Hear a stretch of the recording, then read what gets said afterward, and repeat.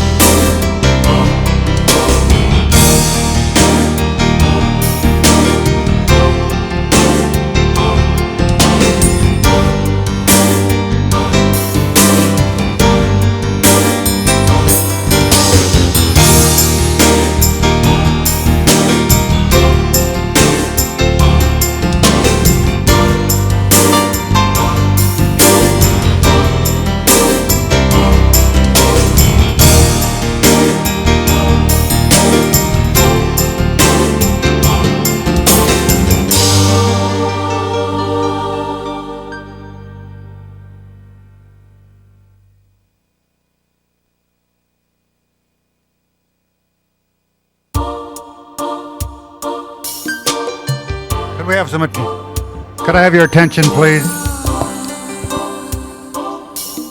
We have, we're going to have a quorum in a few minutes, but we have some presentations, so we're going to start on the presentations. And let me point out that this is going to be a meeting of the City Council for the City of Los Angeles on the 15th day of May 1998. There are 15 council districts in the city. The regular meeting days are Tuesday, Wednesdays, and Fridays. We are currently being viewed by cable subscribers throughout the Los Angeles area on Channel 35, and we're also being monitored by council phone. So we'll start with the presentation, and I'll call on Ms. Goldberg for the first presentation.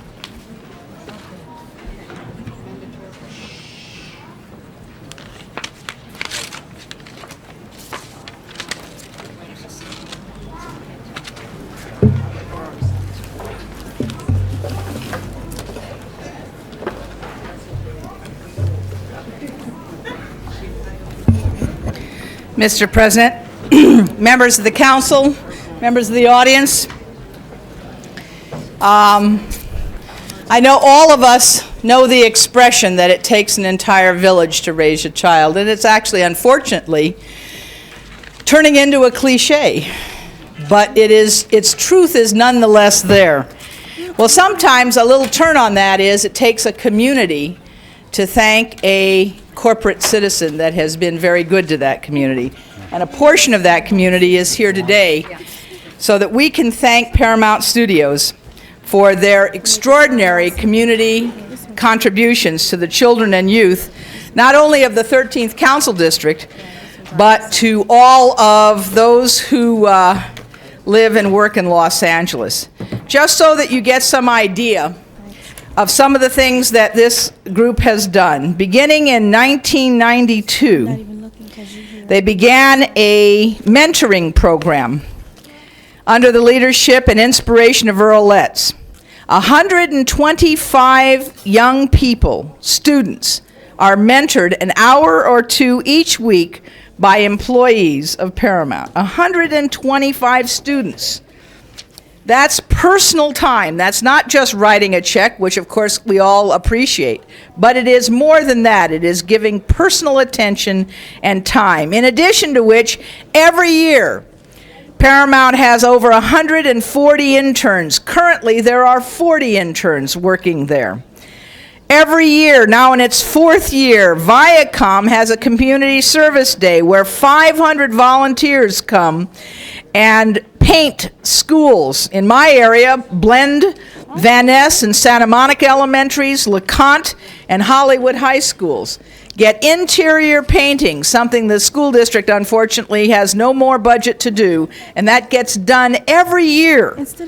They've adopted the schools formally, Santa Monica Elementary School and LeConte Middle School. They have a close working relationship with Hollywood High School. Paramount is part of building a wellness center at both Hollywood High and LeConte Middle School. It has donated hundreds of computers to the children and youth of the area. They support actively the after-school programs at Bancroft Middle School in CD4, and LeConte Middle School in CD13, and Washington Irving School. And I could go on, but basically, we thought that it was time for you to know that we are very fortunate indeed to have a community-aware, a community-active group. And so we would like to make a presentation to them today, but before I do, there are a couple of community people who wanted to briefly also include their gratitude. The president of the Center for Education, LA Center for Education Research, Susan Phillips. I really want to talk to you guys. On behalf of the LA Center for Education Research, I really want to thank you for all you've done for the kids, middle school kids in our program. I do a lot of grant writing and write about collaboration a lot, but this is truly one that's unique because we share such a commitment to the potential of kids. So for the thousands of kids who have gone through our 3 programs who now paint and dance and write and speak better and read better and do more homework and just feel better about themselves as kids. We really want to thank you. And for us, who you've really helped as a nonprofit starting out, without your help, it would have been almost impossible, really. So for the 2 recognition events and for our fundraiser, which allowed us to expand into Bancroft Middle School, to the toys that you've given us, to the musical instruments you've given us, to the books you've given us, just to your care and concern, we really want to thank you. School Board Member Jeff Horton. I don't think I could ever come to enough recognitions of Paramount. They are truly unique among corporate citizens, and we in the school district have a lot of corporations that work with us, but I don't think there's a single one that has made the commitment to their neighborhood that Paramount has. Now, this is a huge corporation that sells its product worldwide, and yet they act like they were just your friend that lived next door, and you could ask them when you needed a cup of sugar or you needed them to watch your kids or something. That's the way they act, like a good neighbor, and it's to these schools in Hollywood. So I am glad to get a chance to come and say this again. Thank you, thank you, thank you, Paramount. And parent Linda Perez. Good morning. I just have to take a minute to tell you how much you have impacted my family personally and my community. Thank you so much. We love you very much. Thank you. And we have joining us today the assistant principal of Bancroft Middle School, Marcia Haskins. We have board members of LACER and the directors of the after-school programs. And so without further ado, let me just introduce the representatives from Paramount. We have Mr. Earl Less. I forgot something very important here. Christine Hessel, Alan Silverberg, and the other person who's not here who also works with us is Joan Whitty. And so on behalf of the council and in recognition of outstanding leadership, service, and dedication to improving the quality of life for children and youth in Council District 13 and the City of Los Angeles, we present to Paramount Pictures this Community Service Award.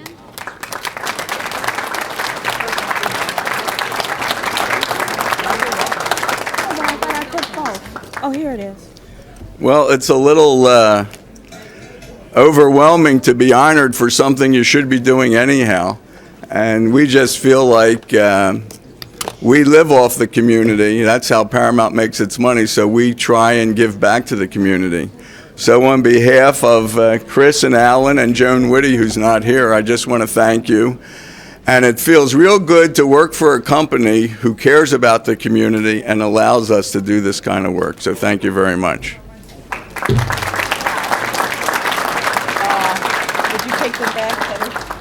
Heather will take you back because I have one more presentation. If you'll follow Heather. After a while, you should get into it. I have one more, and I'll be done. Okay.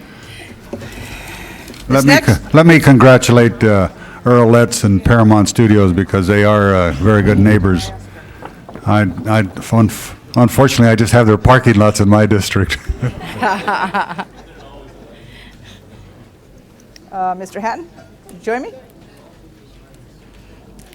It's now my great pleasure to introduce to you someone who obviously needs no introduction because unless you haven't watched television any time since about 1952, this gentleman here is a person who is a very familiar face, and of course for those of us who listen to KNX in the morning, a familiar voice as well.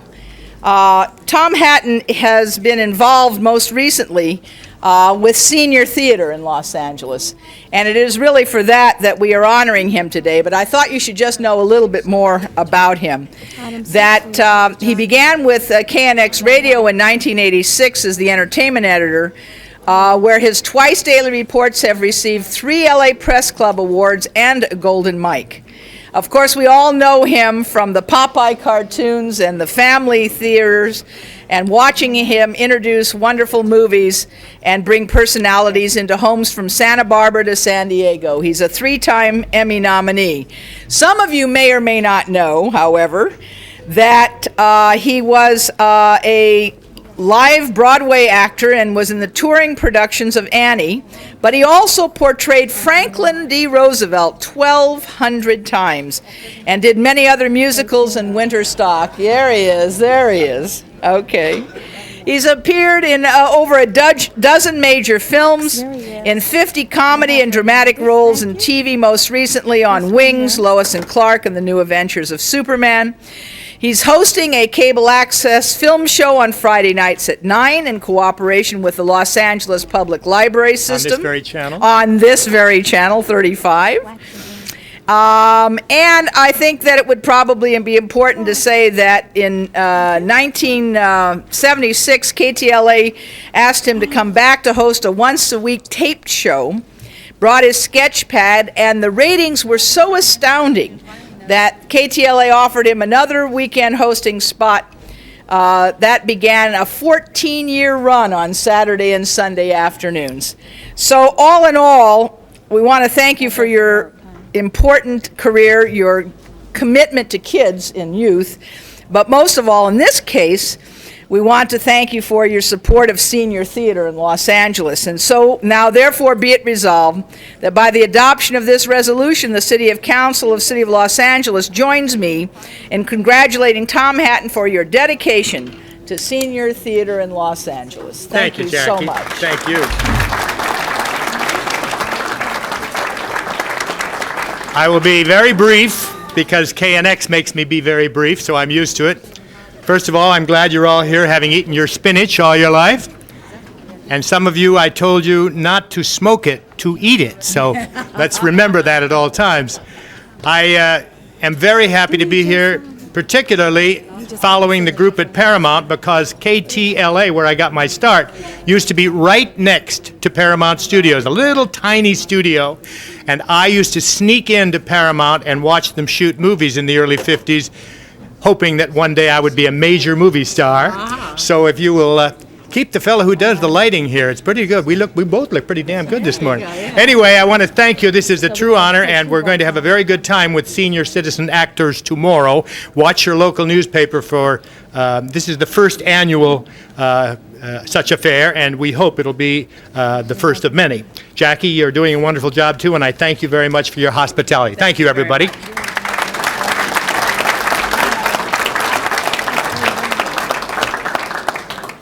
Thank you, Ms. Goldberg. Call the roll. Chick, Fuhrer, Galanter, Goldberg, Hernandez, Holden, Miskowski, Ridley, Thomas, Savornis, Wax, Walters, Ferraro. 11 council members present and a quorum, Mr. President. Okay. Okay, the council is officially in order now. We still have some presentations, so I will call on Mr. Fuhrer next.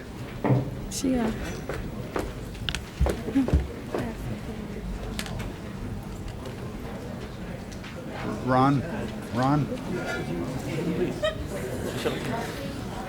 You're next. I only said that to her because she said he's the greatest. Kids, come on in.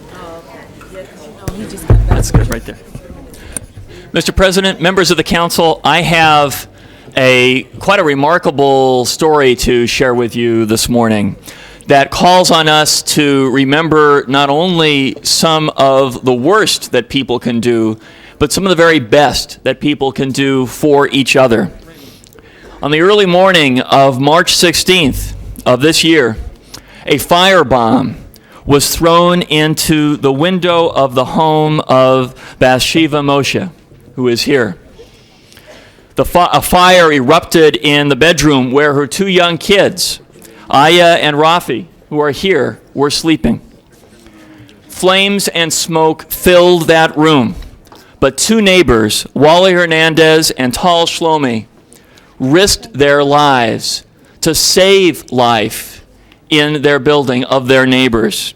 Wally, who is here, ran downstairs and stood beneath a bedroom window. Perched in the window was Aya, 9 years old. Picture that scene. Those of you who are parents here, picture that scene. Smoke was billowing around her and the flames were coming closer. Wally called out. He encouraged her to jump into his arms, and she trusted him enough, a neighbor, to do just that. And that's why she's alive with us this morning. Wally caught her and protected her from further harm. 10-year-old Rafi was still inside the burning bedroom.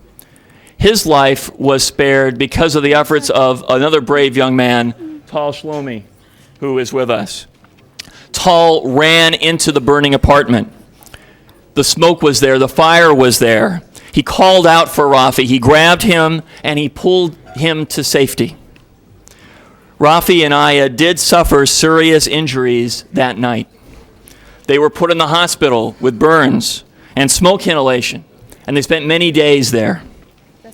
Only last week did both kids return to school, but return they did, notwithstanding the cowardly act that someone perpetrated to throw that firebomb into their apartment that night. If it weren't for the quick and courageous action of these two men, Wally and Tal, Rafi and Aya would not be here, and we would be talking about a tragedy in this city. Instead, we're here this morning to celebrate a remarkable testament to the human spirit of all these people who are standing with me. We honor Wally Hernandez and Tal Shlomi for their bravery, for their courage, and for their feeling for their neighbors, for what's in their hearts.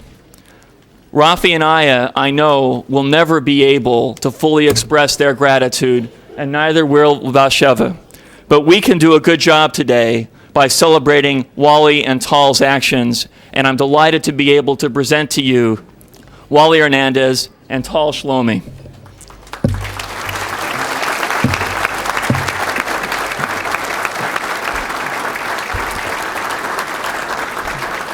Before they have a chance to speak, and I really hope that both will share their views with you, because their example is a very important one for all of us, and we can learn a lot from it. We have a number of members of our fire department who are here with us this morning for a different purpose. But while they are here, I wanted to note that a number of their colleagues were on the scene helping make this into something other than the tragedy it could have been. From Light Force 102, Captain 2 John Nelson, Trevor Richmond was there, Richard Estrada, Mark Gaines, Gary Rodriguez, Beaver Valenzuela. From Engine Company 78, Captain McLeod, Mike Cantrell, Russell Rawls, and Steve Encinias were there. From Rescue Ambulance 860, Jeff Nelson and Chris Stanton were there. From Rescue Ambulance 39, Armando Carranza and Colin Smith were there. From Rescue Ambulance 88, David Borgin and Marcus Law were there, and Battalion Captain Rod Wilmot was there. I'd like to ask Wally if you'd like to come forward first and say a word to the City Council and to the members of the public who are here. First off, I'm very happy in being here today, as well as honored. I want to thank City Councilman Mike Feuer and his assistant Daniel Hunterfield to make this all happen. Thank you very much once again. Thank you. Tal? Yeah, I'd like to thank everybody, and it was instinct that the things that we done. I would like to thank everybody. Thank you. I'd also like to ask Batsheva Moshe to say a word, the mother of the kids. Okay, I would like to take this opportunity to thank a few people. First of all, the fire department that helped us, and the whole community in general. Mostly the Jewish community that helped us a lot, and especially, or most of all, the Israeli community that gives us a lot of support and help all over with everything. I really thanks all of Tal and Wally. I know I can never thank them enough for my children being here because of them. Thanks everybody again. I appreciate it.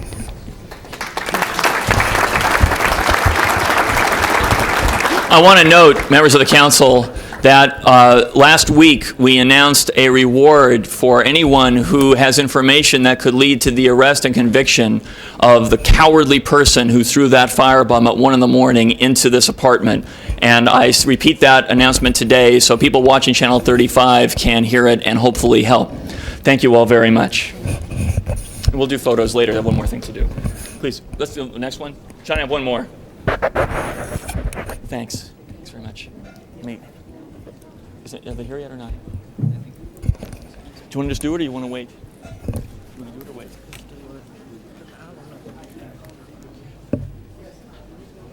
Okay, there's still very Older Americans at. Where's Bill Violante? Is he around? Bill's coming. Mr. President, members, we also get to celebrate this week the Older Americans Act. The Older Americans Act, as you know, was critical to affirming the dignity of seniors throughout the United States by enabling them to receive critical services, meals, transportation, basic social, legal services, a whole array of programs that without the Older Americans Act would leave seniors in many parts of our city and our country in genuine despair. We get to celebrate the enactment of the Older Americans Act and the importance of programming for seniors everywhere today, this month. And with me standing are Ann Smith, who directs our Department of Aging, Bea McDade, who is always at her side, or I guess Bea would say she's running the department and Ann's at her side, but it's okay. And Bill Violante from our mayor's office is here to join in this celebration. There are a number of very important leaders in our community who are being recognized along with the leaders of our department as we go through this today, who couldn't be here, but I want to recognize them by name just so you know the important role they've played, in particular in nutrition related to seniors. Chef Nancy Silverton, who I know is a friend of Councilmember Wax. Chef Joachim Splichel, one of the real luminaries in food throughout the country. Dr. Arthur M. Southman, an MD for HealthNet, which has been a very, very important partner with the Department of Aging in providing services to seniors. Chef Nobu Matsuhisa, who, of course, is well known for the Japanese restaurant here in Los Angeles that he owns. Sister Alice Marie Quinn, for her work contributing to the needs of seniors throughout the city, in particular providing meals for homebound seniors. Chef Wolfgang Puck, who many of us know, who has made enormous contributions to senior nutrition, as well as, of course, being a world-renowned chef and restaurateur. Alma Patsosaka, who is also very actively involved in homebound nutrition. And Harold M. Weiss, who at 80 years of age continues his commitment with humor always to advance the cause of seniors. So having brought these individuals' names to the attention of the council and all in the community, I know that Deputy Mayor Bill Violante would like to say a word or two on behalf of Mayor Reardon as we commemorate Older Americans Act Month. Thank you, Mike. On behalf of Mayor Reardon, it's a pleasure for me to be here, especially because when I first came to the mayor's office, I had the privilege of working very closely with the Department of Aging and actually in the selection of the general manager, so that's really an honor for me. The city of Los Angeles has a growing population of people of age over 60 years old. The state of California has over more than 4 million. And it's a pleasure on behalf of the mayor, in keeping with the rich traditions of our great nation, the city of Los Angeles declares the month of May 1998 as Older Americans Month, with the honored theme, Living Longer, Growing Stronger in America. Here's Mike. Okay, this is the photo op moment, I guess. Okay.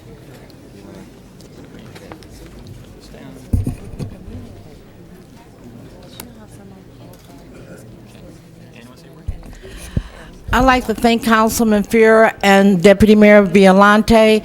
On behalf of the 507,000 seniors residing in the city of Los Angeles, it is indeed a pleasure that a month is taken out to recognize their many contributions to our population and to our country.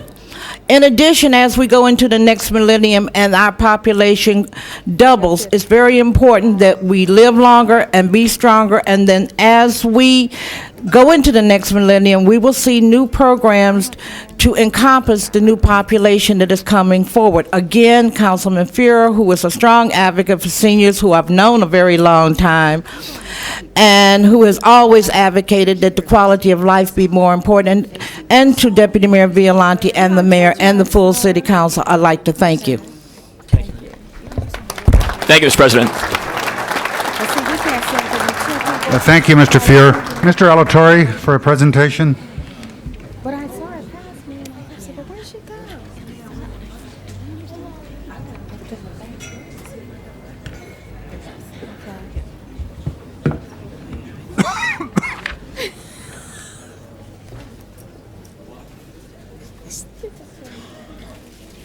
Mr. President and members, last week we had the opportunity of recognizing some police officers from my district and each of the different divisions.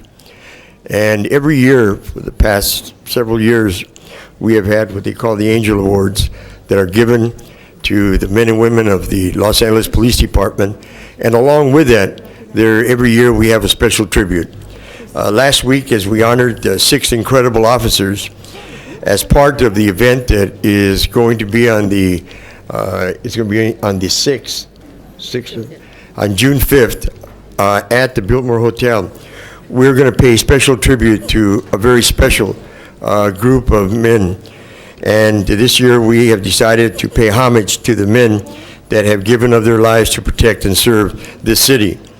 About a month ago, we lost 3 very fine individuals that worked for the fire department in one capacity or another in a tragic helicopter accident. It was Michael McComb, it was Eric Reiner, and Michael Butler. Those are the 3 individuals that were on the helicopter as they were attempting to save a life of a 9-year-old who was dying from an automobile accident in the San Fernando Valley. And it was just absolutely incredible how it was that the pilot and the others were able to land where they landed. Probably the only area that had any way of putting down the helicopter. And unfortunately, the rotor got caught in one of the trees, and we lost these individuals. My heart obviously goes out, and I know that I can speak for all of the members of the City Council when we say that we wish the best for the friends and family of these firefighters. These were the very brave individuals who knew that on this job, your life could be taken on any given day, but yet they continued to work in what I consider to be the finest fire department in the country, most professional, and they continue to give of themselves and try and make sure that we as residents of the city are safe whenever we have to call on them. And what I'd like to do is I would like to ask that the stations that were represented by the men that lost their lives, and we're going to also honor the captain that lost his life about a month before.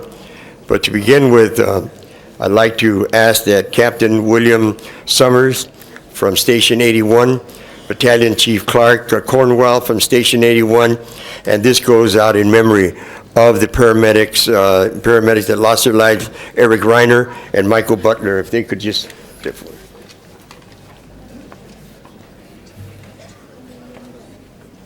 Councilman, thank you very much. If you could just stay here. To Station 90, which is the air operations, Chief Pilot Sam Cooper with the air operations, Mark Storms, Battalion Chief, in memory of the apparatus operator, Michael McComb. Also, in that unfortunate accident, there were two individuals that were in the same hospital that I was in right around the same time, and it was Dennis Silgren, the Halitech firefighter, and Pilot Steve Robinson. And one of them, I think it was Steve, that was right next to the same room that I was at.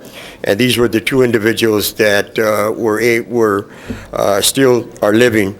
And I just wanted to congratulate them for the great work that they did in just saving not just their lives, but just saving the lives of so many people that live in and around the area that we know as the Los Feliz area. So if I could just ask that Fire Station 90, are they here?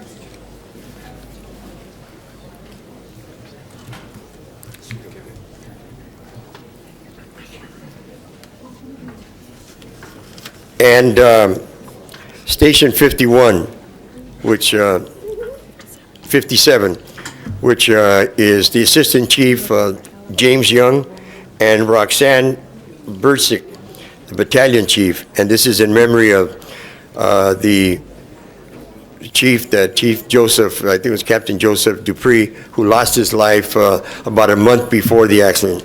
Let me just say that you know, the fire department, as I mentioned, are probably some very special people. And every day they do their job in a very professional way. And I think it's only fitting that we honor these individuals and honor the two that remain alive, but to give real homage to the family and friends of those individuals that lost their lives. So if I can have James Young and Roxanne Burchik.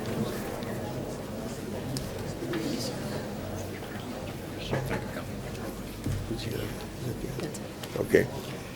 These are, and with them are members of the Los Angeles City Fire Department, and once again, you'll be happy to note that you did real well in the budget, and we'll continue to support you because you deserve it. Is Chief Amato here? Chief, do you want to?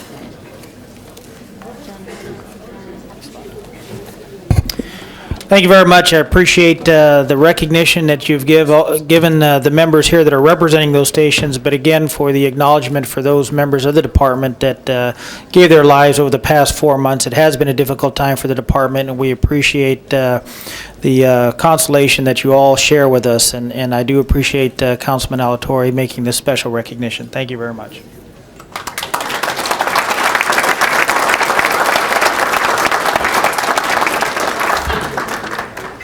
Thank you, Mr. Alatorre.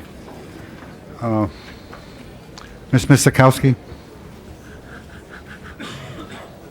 Those in the audience, be patient. We have several more. A little sneaky laugh with Joe. Thank you, Mr. President. I'd like to have the Television Public Affairs Directors please come up and join me. Members of the Council, we are very familiar, I think, with the impact that TV and television has on our day-to-day lives. In fact, over the last couple of days, we've seen that demonstrated in a fairly remarkable way. But I'm here today to help express our appreciation for another side of the media, and that's the Television Public Affairs Directors. These representatives continue to demonstrate on a daily basis their commitment to public service and their ongoing cooperation with the City of LA. And they've gone out of their way to help with the city's stormwater public education outreach program by playing our public service announcements.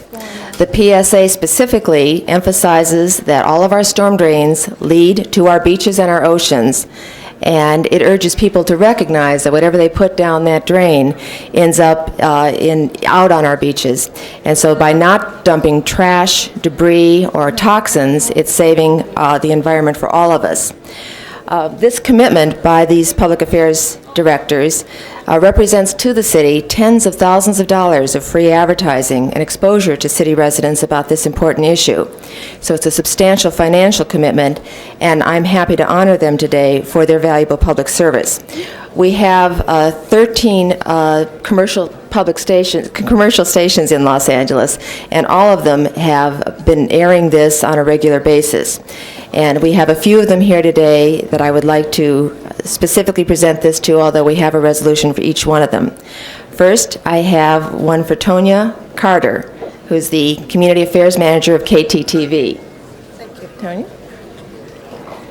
Thank you.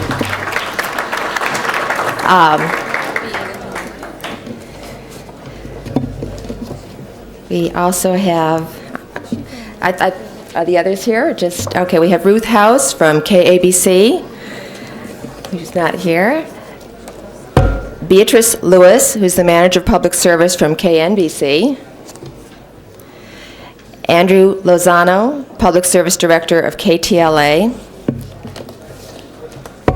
Cassandra Moreno, who's with KWHY-TV, Public Service Director.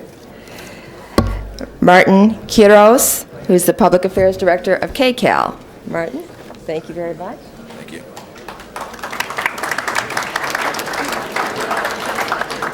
Cristiana Sanchez Camino, who is the Director of Public Affairs for KMEX. And Norma Villegas, Public Relations Coordinator of KVEA-TV. Norma, thank you very much. I'd also like Commissioner Maribel Marin to come forward from the Public Works Department in the board, because the board and the city staff have been playing a very important role as a partnership in cleaning up our neighborhoods and helping to produce the PSA and help get this information communicated to the public. Commissioner Marin. Thank you, Councilwoman Miskowski.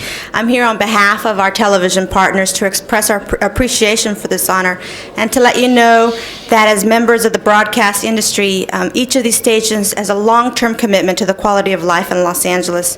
The group standing here with me has enthusiastically supported our stormwater program and is a valuable partner in our quest to continue educating people about stormwater pollution. I want to thank each of you individually for, as members of the media, for all of the help that you've given us on educating the public in both English and Spanish, and to thank all of you on the council and the mayor's office for your continued support as well. Thank you.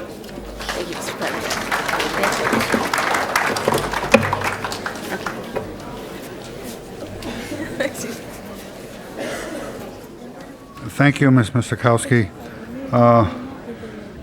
Ms. Galanter?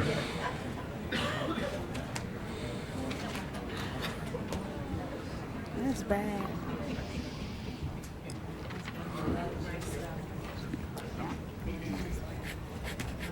Does Mrs. Skowski walk that way? Is she still standing there?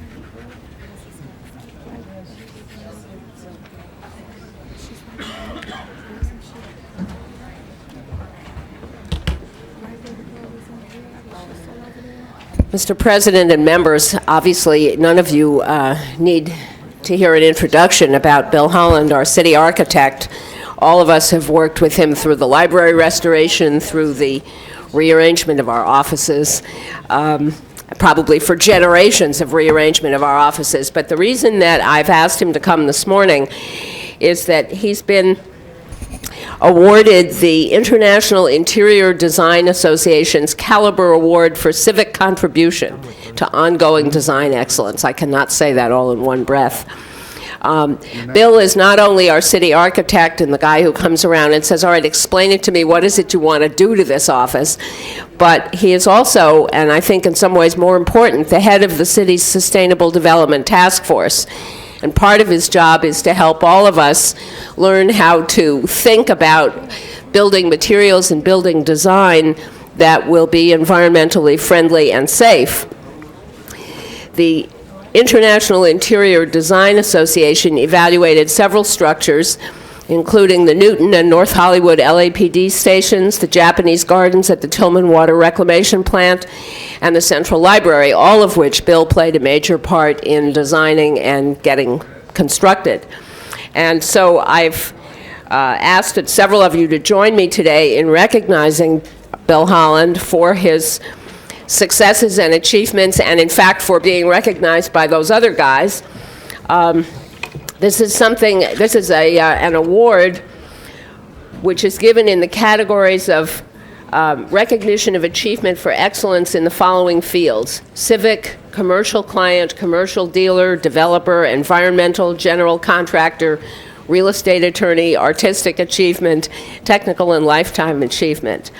And Bill has received the Caliber Award this year for civic contribution to ongoing design excellence. And for those of you who've never had a chance, you should have him take you on a tour of all the work that he's done for the city, all the things that you don't know that he designed, like the fountain over by Olvera Street.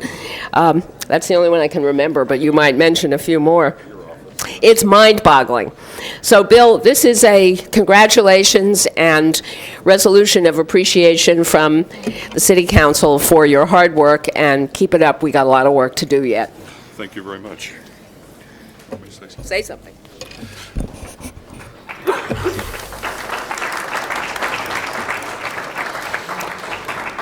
Councilmember Galander, members of the City Council, I'm rarely at a loss for words, but I seem to be trembling a little bit at the moment. A couple of your projects were honored this week by the LA Conservancy that we've been involved in, Old Fire Station 44 and the Old Eagle Rock Library. And for some of you, we've done trailers to house the police. For some of you, we've done monuments. And I think the list is great, and really, if you've got a couple of weeks, I'll be happy to take some of you around. Solar panels. Actually, we're working on photovoltaic applications to parking lots so that we can shade vehicles and at the same time generate power, perhaps have some net metering, working with DWP on that, and Playa Vista and the arena.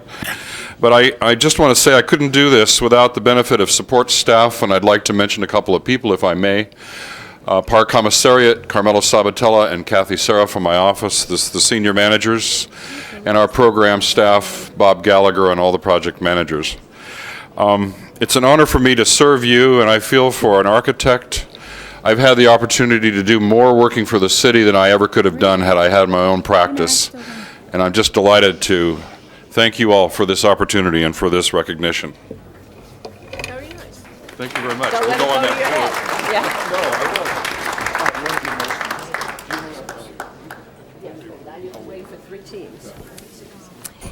Mr. President, we also have here today a plethora of winning sports teams, all of today's group happen to be from the Westchester community, and I want to start with the St. Bernard's girls varsity basketball team. Come up, please, ladies.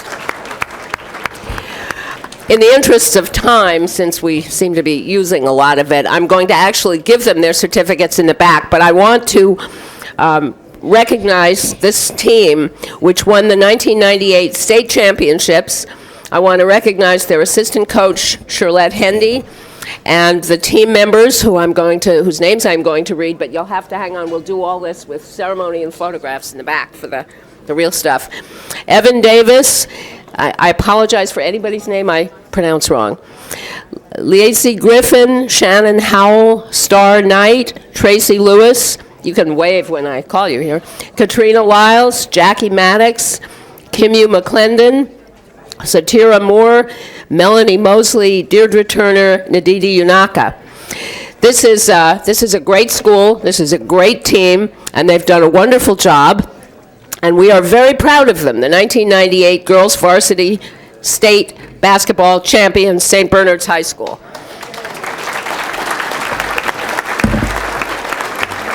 Now, if you guys will step aside, we got two more teams to recognize here.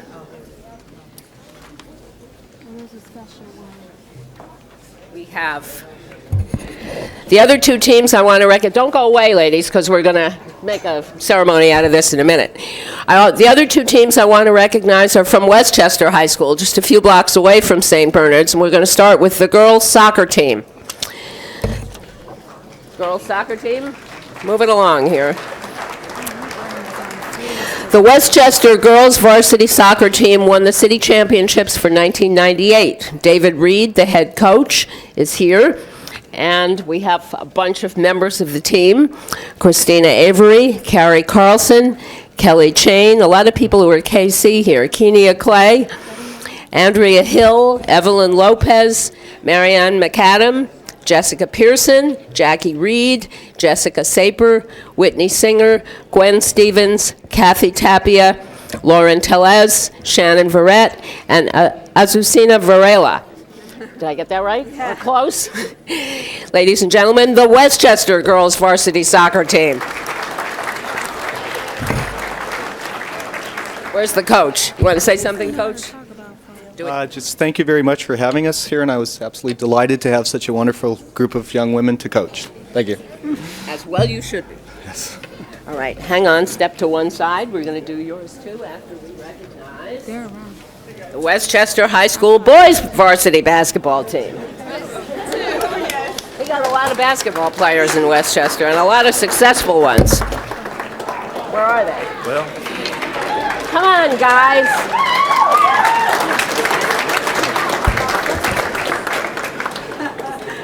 Don't hide your light under a bushel, gentlemen. This is the Westchester High School boys varsity basketball team. They won the state championship for 1998. The record for the year was 31-3.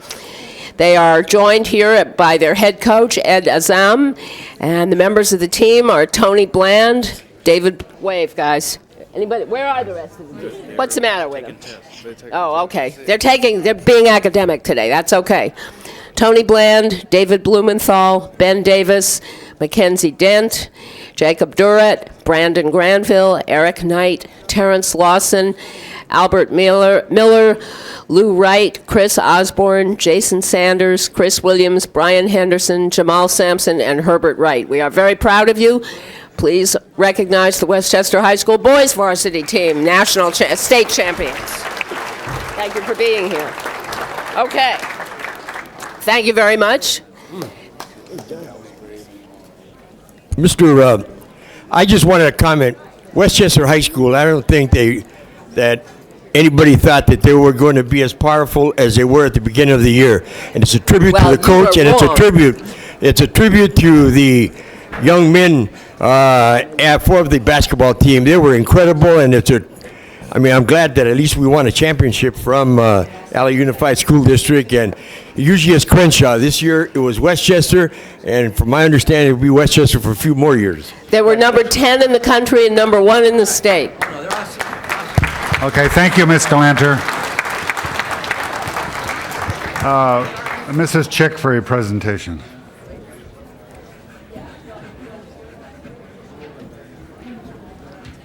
I just want to remind the people here on city business that we customarily make presentations on Friday, and sometimes it takes a little time.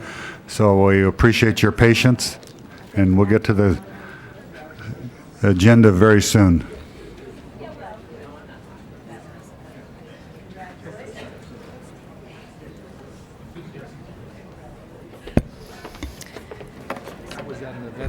Thank you, Mr. President and colleagues. This is a perfect order of things because as we just honored outstanding girls and boys athletic teams from one of the schools in our city, I'm about to do the same. I'd like to ask the Chaminade students and their coaches to come and join me here at the podium. And I think I'd like to call up both teams at the same time. And while they're joining me, I'm going to tell you a little bit about Chaminade College Preparatory, which is located in the West Hills portion of my district. And it's a very special school that has at the top of its list its dedication to educate the whole person, the spiritual, the aesthetic, the moral and ethical, the physical, all aspects of the individual. This is their goal so that each student can reach their full potential as individuals. Chaminade provides extracurricular programs of sports and activities that emphasize excellence and strength of character. And today we are honoring the products of those programs and those priorities. I want to start out by calling to your attention and asking them to step forward the girls' soccer team. And I, in doing this, want to remind all of us that the world for a long, long time has recognized the benefits of competitive sports activities for boys. And those benefits include learning about healthy competition, a good outlet for aggression, a way to have teamwork, and a variety of skills that really can best be learned by competitive sports. Today we have an example of the achievements that girls' teams are really starting to make and why we need to keep promoting girls and young women's teams as well as boys and young men. This team is being honored for winning back-to-back Mission League championships. The Chaminade Eagles have been champions 3 out of the last 4 years. In the 1998 season, they scored 99 goals, while only allowing 11 against them in 30 games. They were back-to-back champions of the El Segundo tournament in 97 and 98. 7 of these graduating seniors will play Division I college soccer. And finally, they were ranked #1 in the CIF polls for the entire season. I want to say congratulations to all of these outstanding young women and their coaches. I'm going to give the certificates in the back room in the interest of time. But if you could raise your hands or step forward so we can recognize you. Coach Mike Evans, Coach Bernie Chin, Aaron Kelly, Leah Cummings. Aaron's here, yes, Leah. Carly Stokes, Lindsay Horn, Jennifer Valentine, Morgan Conver, Katie Thomas, Tara Donahue, and Christina Chu. Did I miss anyone? Congratulations and thank you for all your good work and your outstanding athletic abilities, and onward and upward off to college. Thank you very much. Congratulations. All right. And now, last but not entirely least, is the basketball team, the boys varsity basketball team, which also is being honored for its championship. They not only demonstrated themselves to be one of the best basketball teams in the city, but in the state. Chaminade won its first Mission League championship, and this after not having won since '87 at the Santa Fe League. So we are turning things around and moving onward to having a tradition of championships. It also won the CIF championship and only lost at the very final end for state championship. That will be theirs next year. 7 out of the 16 players have grade point averages higher than 3.5. And Scott Long, if you'd identify yourself, the Mission League Player of the Year, will be attending the Naval Academy in the fall. Chaminade and its coaches and its faculty and the families of these students and all of us are proud of the achievements of these young men and women and want to wish them well and congratulations for their good work. I also forgot to introduce the head coach, Jeff Young, Mr. Tim Braun, Brian Cantwell, and Chris Johnson, our assistant coaches, and the players, Josh Levy, Robbie Tanaway, Nick Lawson, Chris Canales, Ray Rodriguez, Clarence Mischel, Ryan Sechon, Justin Beach, Casey Cook, Scott Long, Jeff Stein, Scott Burchert, Matt Scherber, Justin Stewart, and Mike Kokorowski, who's also the student buddy president of the school, and J.J. Todd. Congratulations. Thank you for sharing your victories with us. Fabulous. Congratulations. Thank you. All right, Mr. Burnson, are you doing it with Mr. Alicant and Mr. Alicant to do joint presentations? I want to.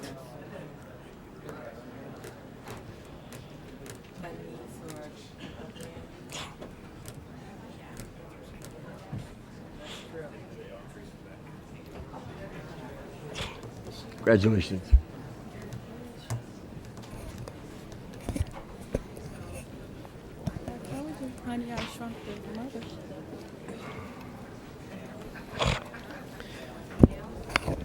Council members, as you know, Councilmember Burnson and I share the beautiful community of Sylmar, which, by the way, is one of the most beautiful areas in Sylmar, especially after El Nino. It's beautiful up there. But I want to mention that, we just had Mother's Day, but we want to, yes, Mr. Holden, thank you very much.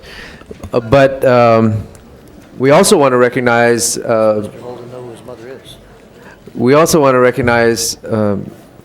mothers who have arisen to become grandmothers. In Sylmar, we have a great club of grandmothers called the Sylmar Grandmothers Club, and they are actually approximately 20 active members, and the oldest member, who is 98 years old, is here, and they meet twice a month at the Sylmar Recreation Center. Recently, they have extended the club to include grandfathers, and they are part of the State of California Grandmothers Club Incorporated. This particular club was chartered 28 years ago. I was talking to them earlier, and they were telling me that they support fundraising for affordable housing for seniors and other projects. I have they handed me a fundraiser they're having. They're having an ice cream social this May 17th at Friendship Hall at the First United Methodist Church of San Fernando at 1525 Glen Oaks Boulevard. Want to give you that plug. Hopefully we can sell a lot of ice cream.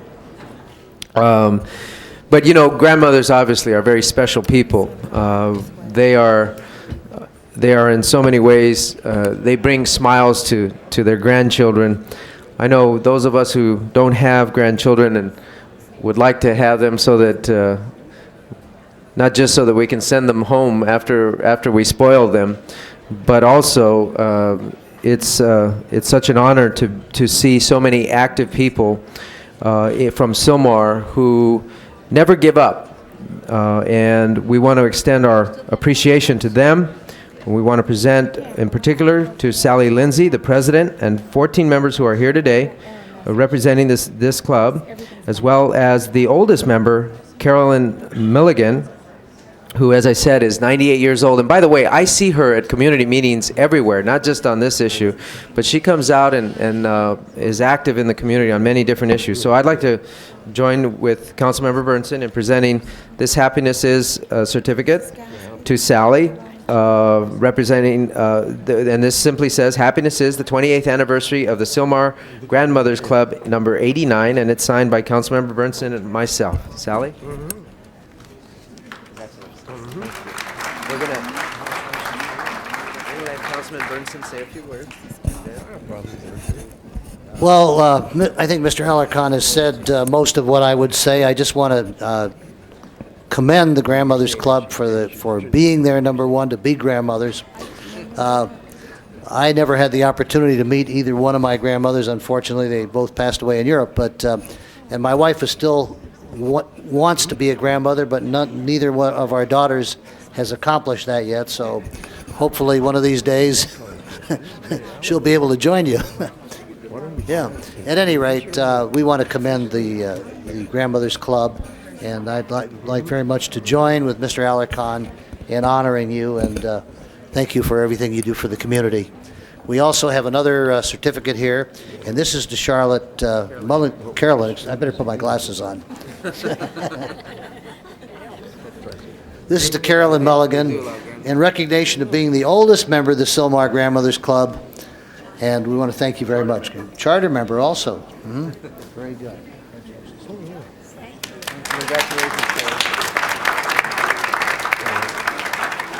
Now we'd like to ask Sally if she would speak for the group. We do have recognitions for each of the members, and we'll go in the back and take pictures as well. Sally? Thank you very much. As he said, we were formed 29 years ago. However, the whole state of California has grandmothers clubs throughout the state, and they were founded in 1949. We also have with us one of our youngest grandmothers in the state of California. I won't give her age, but this is Irvette Smith over here. She's one of our youngest grandmothers.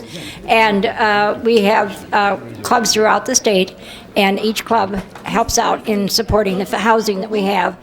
Excuse me. We have a mobile home park at Arroyo Grande, and we also have apartments in the Coarse Gold area, which is up near Yosemite. And these are for, and also I want to say, we also accept non-grandmothers as members. As you can see, we have 2 grandfathers with us today. Thank you again. Thank you. Okay. All right. The honorary Mother of the Year is Mr. Nate Holden. He's the one that believes in taking care of mothers. I bet I do. There's no more important person that walked the planet Earth than the mothers, except for the grandmothers. And the great-grandmothers. And the great-grandmothers. And the great-great-grandmothers, and they're all mine. All right, Mr. Holden for a presentation.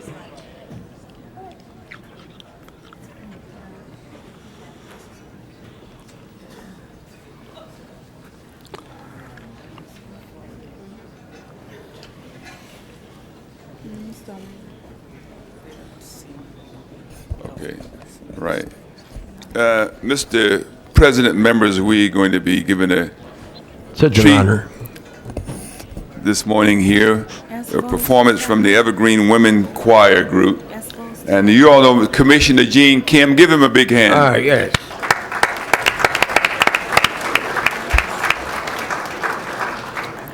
This is on the 10th anniversary.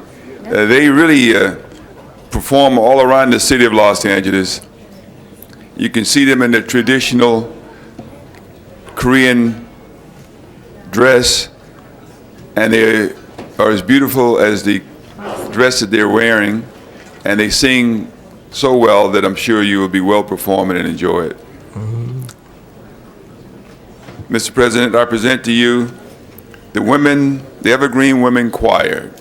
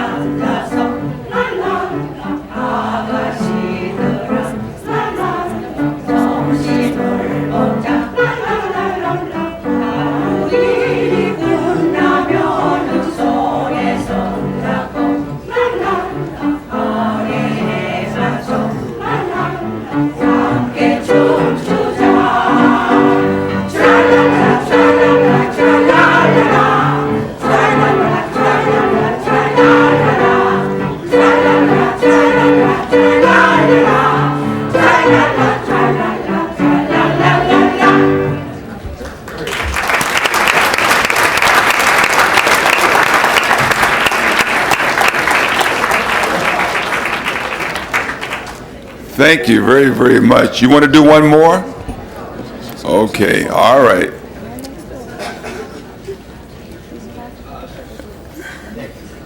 And now to Mother, all right. Say it in the microphone. Say it again. Long time? Long time no see. All right.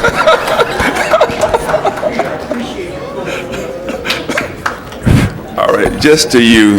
It won't be as long in the future because I'm going to be around. On behalf of the 10th District and the City of Los Angeles, we commend you and the choir for the countless hours of community service through the gifts of your music. Thank you for your active volunteerism at events which promote community well-being and goodwill toward all. Wishing you much success in your future endeavors. I'm sure you have a great future. Young lady like you. All right. We're going to look at the camera. Very nice. Mr. Holden, thank you so much. Thank you, and thank you to the beautiful choir here today. Oh, yes. Thank you very much. The reason why you introduced me as mother or something like that? No, I just, you're the honorary Mother of the Year. I mean, Oh, Mother of the Year. Well, you know why Mr. Alatorre did that? Because, I don't think there's any better person amongst us on the planet Earth than our mothers. And they should be honored every day of our lives, 365 and a leap year 366. Thank you very much, Nate. But on Mother's Day, for sure. Absolutely. And so in my district, I sent out those Mother's Day card. My district we know received those about cards. it, Nate. And I want you to do the same thing next year. Make it possible. That's right. That's right. Thank you. I mean, you don't know how many mothers are happy and elated.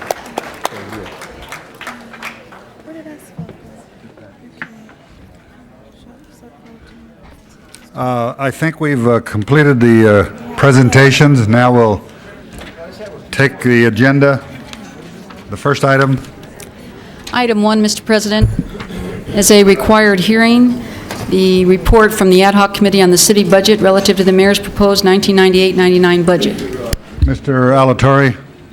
I'll withhold on making a statement on the budget until Monday, but this is our budget for 1998 and 99. I think it's a very carefully crafted document, and my thanks to everybody, the members of the Ad Hoc Committee, to the CAO, CLA, the Mayor's Office for the great work that they did in bringing this about. And I would just caution you that try to minimize the emotions that, I know all of us are so easily influenced to bring in. We have to maintain some integrity to this budget, and we have a reserve fund, but it is something that Moody's told us is important for our bond rating and for just our fiscal well-being. So I guess we're going to have a public hearing, and anybody wants to be heard. And then on Monday, we'll begin a special meeting of the council at 10 o'clock. Okay. Is there anybody in the audience who wants to be heard on the budget? Seeing none, we have no cards. That item number 1 will be continued until Monday, a special meeting on Monday. My colleagues, remember, Monday at 10 o'clock. Monday, Joe. Monday. Yeah, did I mention it was Monday? That's it today. On the third day. Okay. I think we got it across that it's Monday. The next items. Items 2 through 6 and 29 are items for which public hearings have been held. Which one? 2 and 3 special, and 4 we have a lot of cards on, and although it's not a public hearing item, I'm going to suggest that we have a public hearing. So we'll call that one special. And we have Mr. Holden. We have cards on 6, but they do not. There's support. They're all here. Have them all stand as supporting item 6. Those are here on item 6. On 23rd Street. They're very good. They're all in support. We don't need to take the time. Thank you, Mr. President. Okay. So we have 5 and 6 before us. And you need to receive and file the old Communication from Public Works since you have a new transportation report from Holden on 6. Okay. That will be the order. So prepare the roll on 5 and 6. 6 as amended. Tabulate the vote. 11 ayes. Those are approved. Next items. Items 7 through 27 are items for which public hearings have not been held. Okay, we have, first of all, we have 7 10, and 11, motion to receive and file. There's no objections. That will be the order. Anybody in the chamber wants to be heard on any of those other items? 7 through 27 with the exception of 7, 10, and 11. Anybody want to be heard? We have no cards. So we have a card on 24. We'll call that one special. Mr. President, I have a very minor amendment on 15F. Well, let's close the public hearing first. So the public hearing is closed except on item 24. Okay, Mr. Fuhr? Yes, in 15F, there are two typographical errors. In the fifth paragraph, the last line should read Canfield to Shenandoah, not Cattaraugus. And in the seventh paragraph, the first line should be the Bureau of Sanitation, not Transportation. Okay, there's no objections to that amendment on 15. All right, any other specials by council members? Councilman Ridley Thomas, Mr. President, has requested to continue item 23 until next week, May 22nd. Okay, there's no objections. 23 will be continued. If not, prepare the roll on 7 through 27 with the exception of 7, 10, and 11 have been already taken care of. 15 as amended. Councilman Alatorre, I Mr. think wanted 19. Alatorre, you want to call 19 special? Can we just take it up? It's just, Well, to make an but you amendment. have to make an amendment, so we'll call that one special. And 23 is continued, and 24's got a card. So prepare the roll on the balance, tabulate the vote. 13 ayes. That is approved. Now, Mr. Alatorre, on 19, what is your change? Mr. President, the members, I have 19A, and what it is, it's a revised mural that took away some of the part that was offensive to some. And this is a historical landmark in Los Angeles. Happens to be my the San Antonio Winery and Restaurant. Excellent, excellent restaurant, and it's been owned by the family, the Riboli family, for many, many years. And I would like to adopt 19A and move that forward. Okay, is there any discussion on 19A? Mr. President, I haven't gotten a copy of 19A. Oh, all it is the drawing. It's give it to me. Yeah, it's coming up. It's just a. What is this doing? We All right, I have it now. took care of that. Okay. All right, prepare the roll on 19A as 19 as amended. Tabulate the vote. 12 ayes. That is approved. The next item. Item 28 is a future public hearing date. Is there anybody here that wants to be heard on item 28? Huh?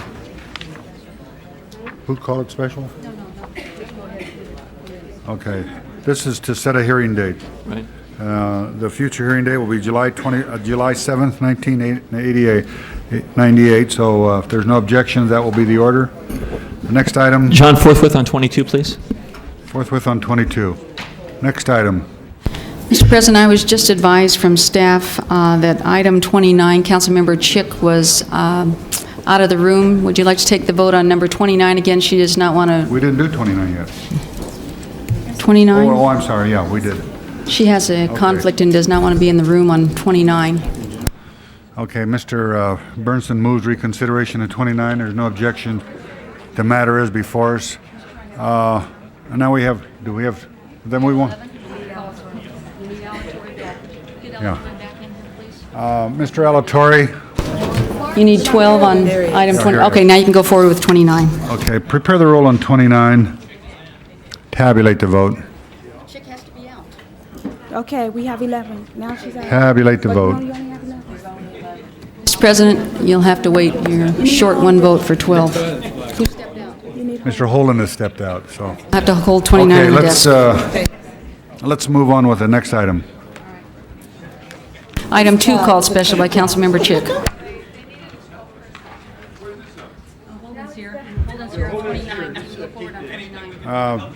Laura, leave.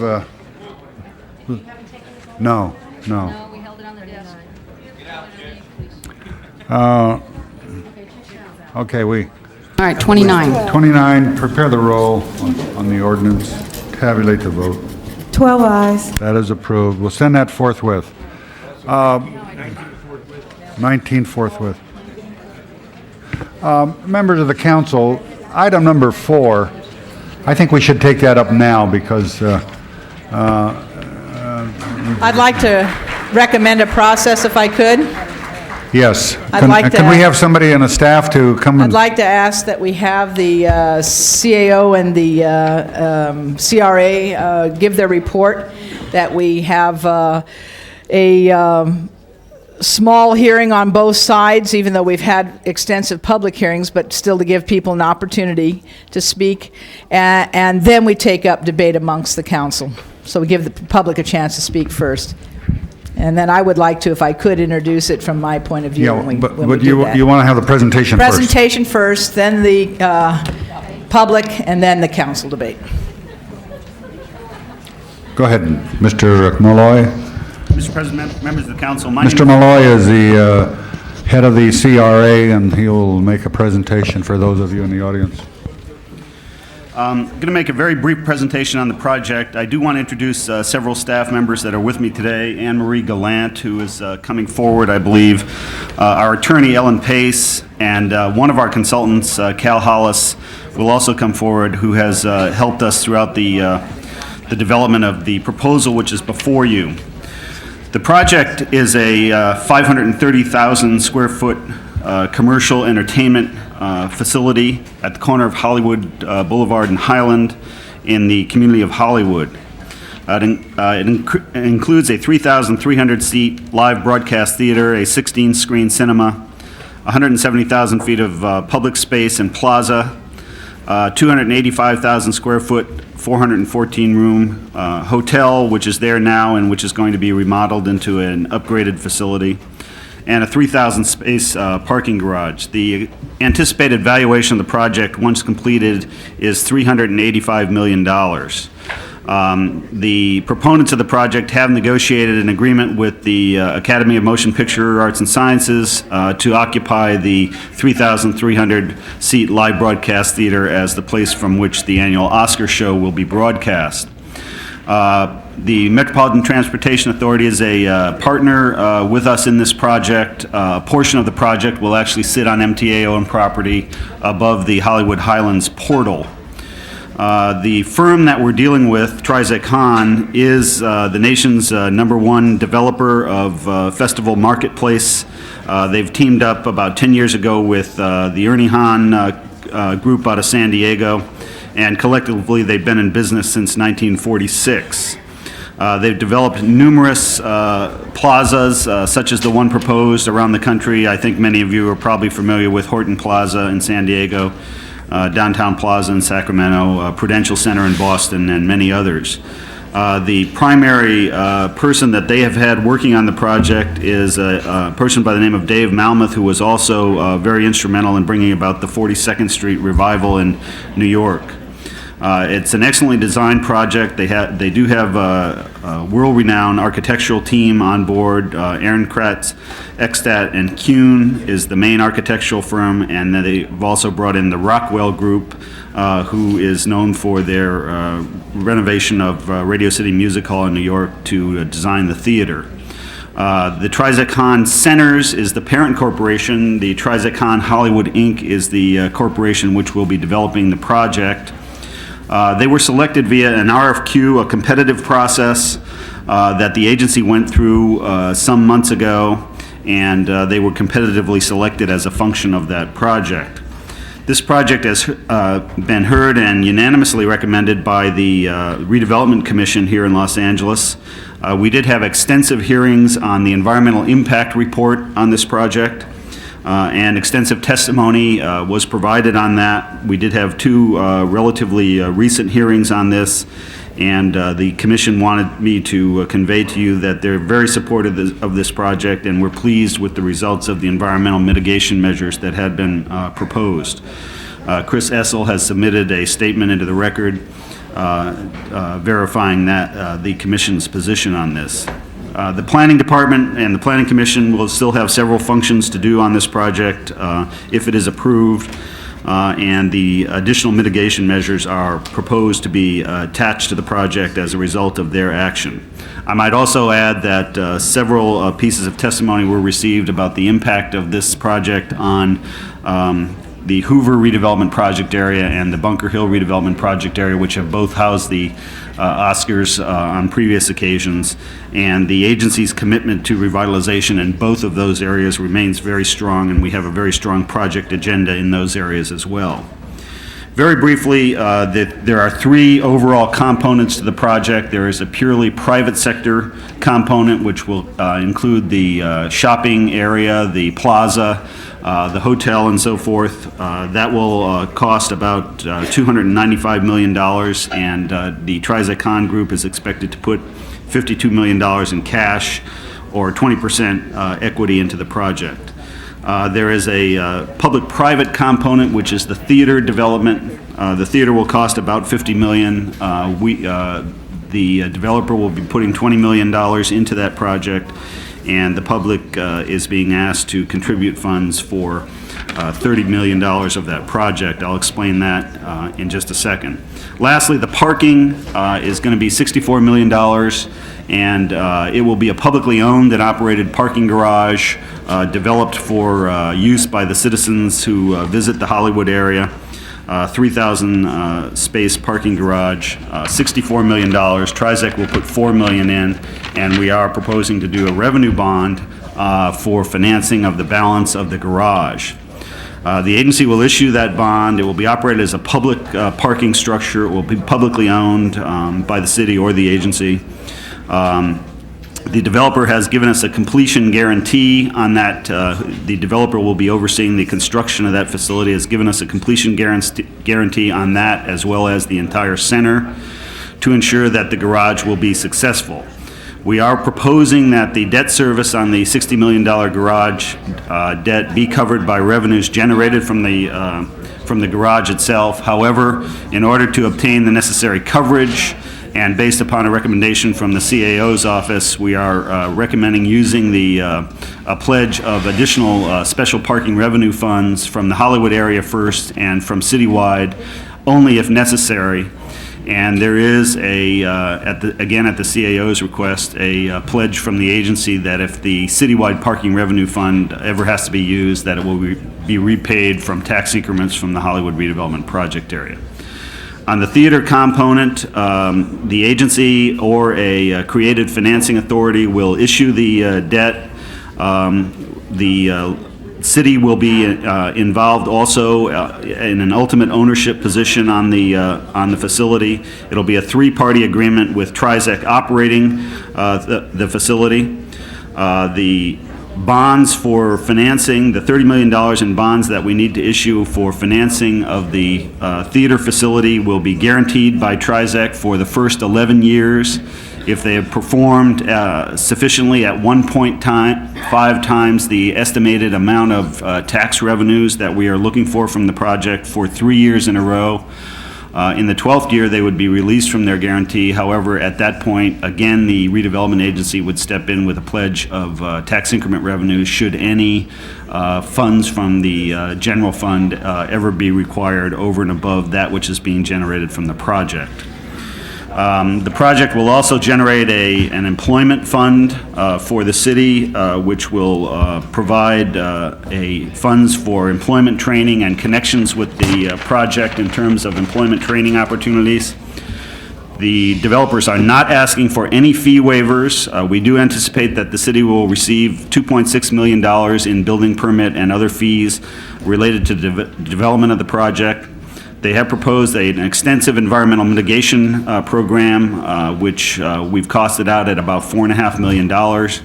The project will be a prevailing wage project. They have indicated that they will use union contractors on the project. It will meet the public art and standard MeBe-WeBe requirements of all of the agency's projects. They have pledged a first source hiring fund of $100,000 to help us link people who need work in the area and citywide with development on the project. They have pledged that it will be, they will comply with the living wage ordinance, and they will provide incentives for their tenants to comply with the living wage ordinance. And they've made special provisions for the workers in the Holiday Inn, which will be shut down during renovations, to return to their jobs with the seniority. There are significant spin-offs involved in this project. We have not relied on any of the spin-offs to generate the income necessary to retire the bonds, but I do want to mention them. We're looking for a total of 2,618 jobs countywide generated by this project, $219 million in total economic impact. Interestingly, there'll be 2,100 person years of construction work on this project. That's 837 full-time equivalents on the job for the full 2.5 years of construction.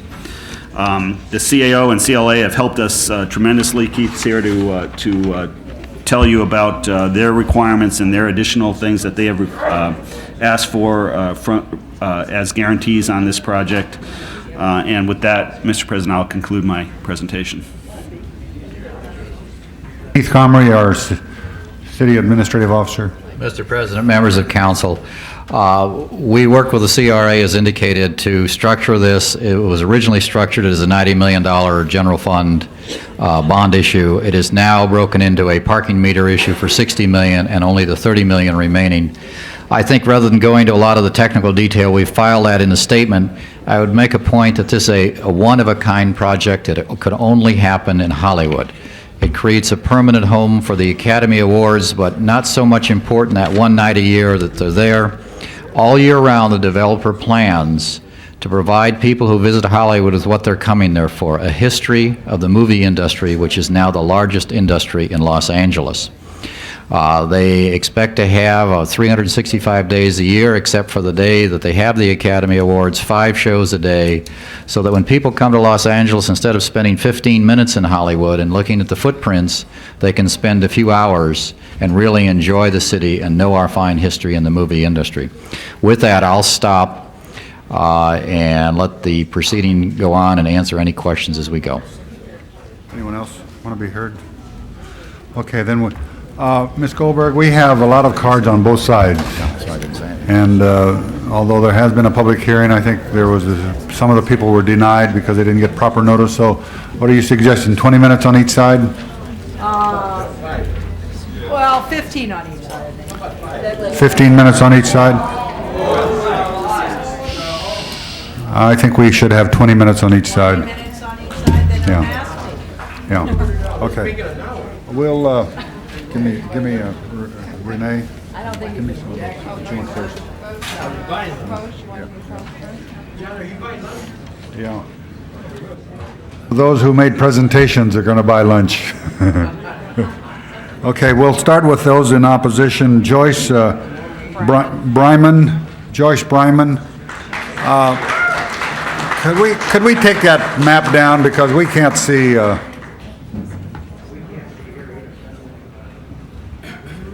Joyce Bryman, and then Kevin Haley would be after Joyce.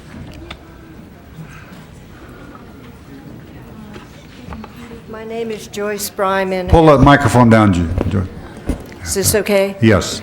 My name is Joyce Bryman, and I'm the time. president of the Hollywood Heights Association. Start the time, Diane. We are the community immediately to the north of the project and bounded by Highland Avenue.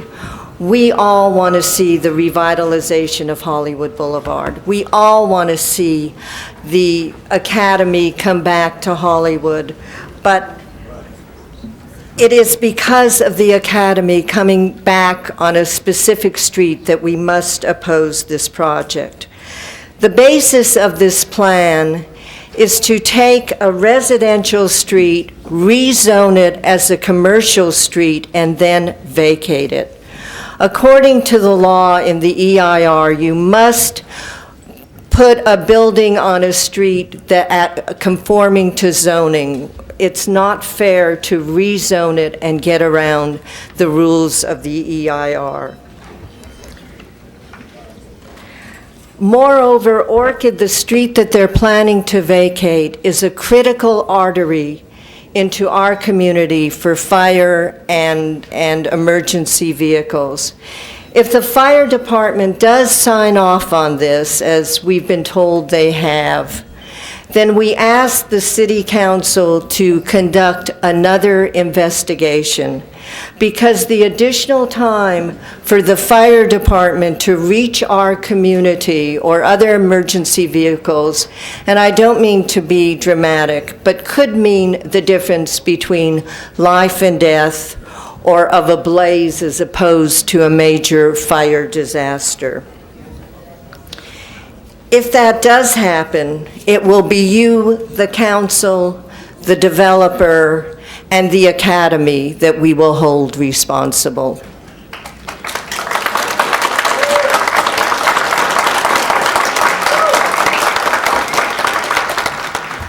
I'd also like to make a few comments and ask some questions on the recommendations of the legislative analysts that you are considering today and that I've read.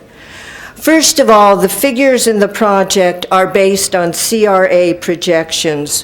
What is their track record? The CRA, as we all know, really want to do this project. Are their projections accurate? Did you have an independent building analyzer or accountant look at these records? We know the CRA has already dumped $138 million into Hollywood, so I don't think their record is too good. In this regard, I also ask, why is the projected estimated annual debt service for $30 million, $3.2 million in your papers, and yet you estimate the projected annual debt service for twice that amount, $60 million, but you reach that the debt service will only cost $5.5 million? Where is the discrepancy in those two amounts? Jackie Goldberg and City Council, Jackie Goldberg at the Finance Committee meeting stated that Trizicon was a $4 billion corporation. But this is not Trizicon who is developing this project. This is a subsidiary of a subsidiary, and their parent company, Trizicon, has not putting up any of the guarantees.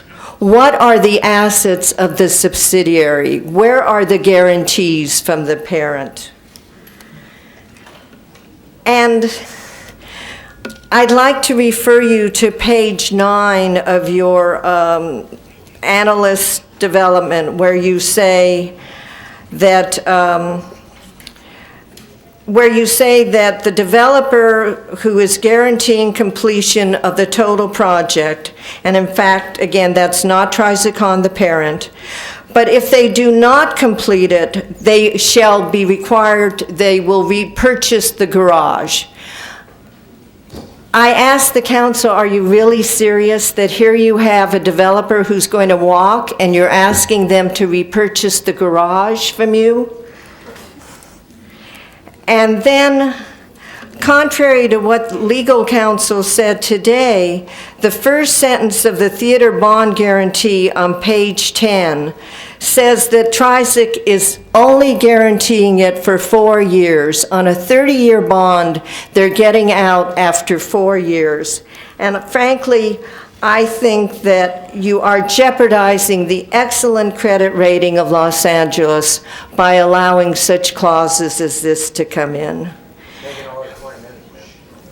I'm finished. And one last thing, where are your penalties if the developer does not finish on time? I thank you.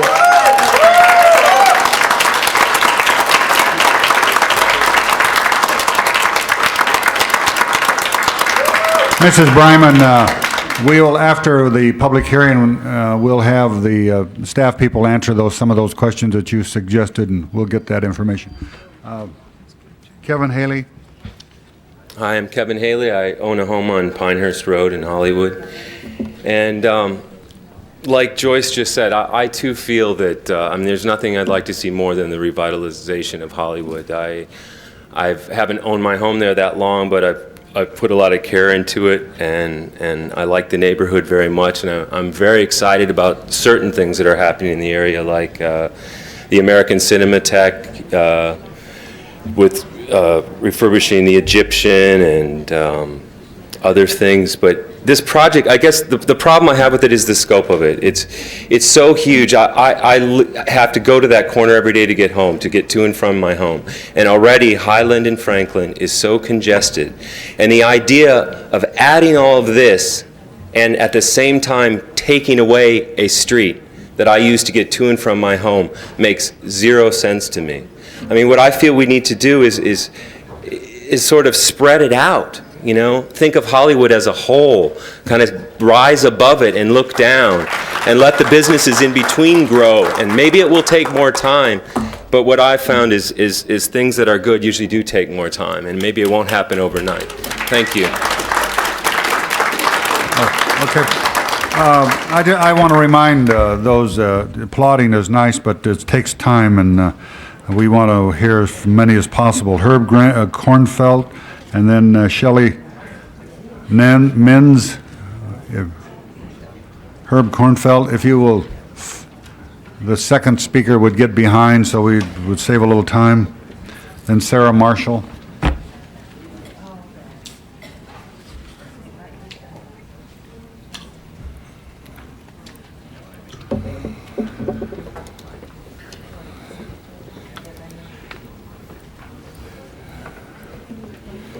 Mr. Chairman, members of the council, my name is Herb Kornfeld.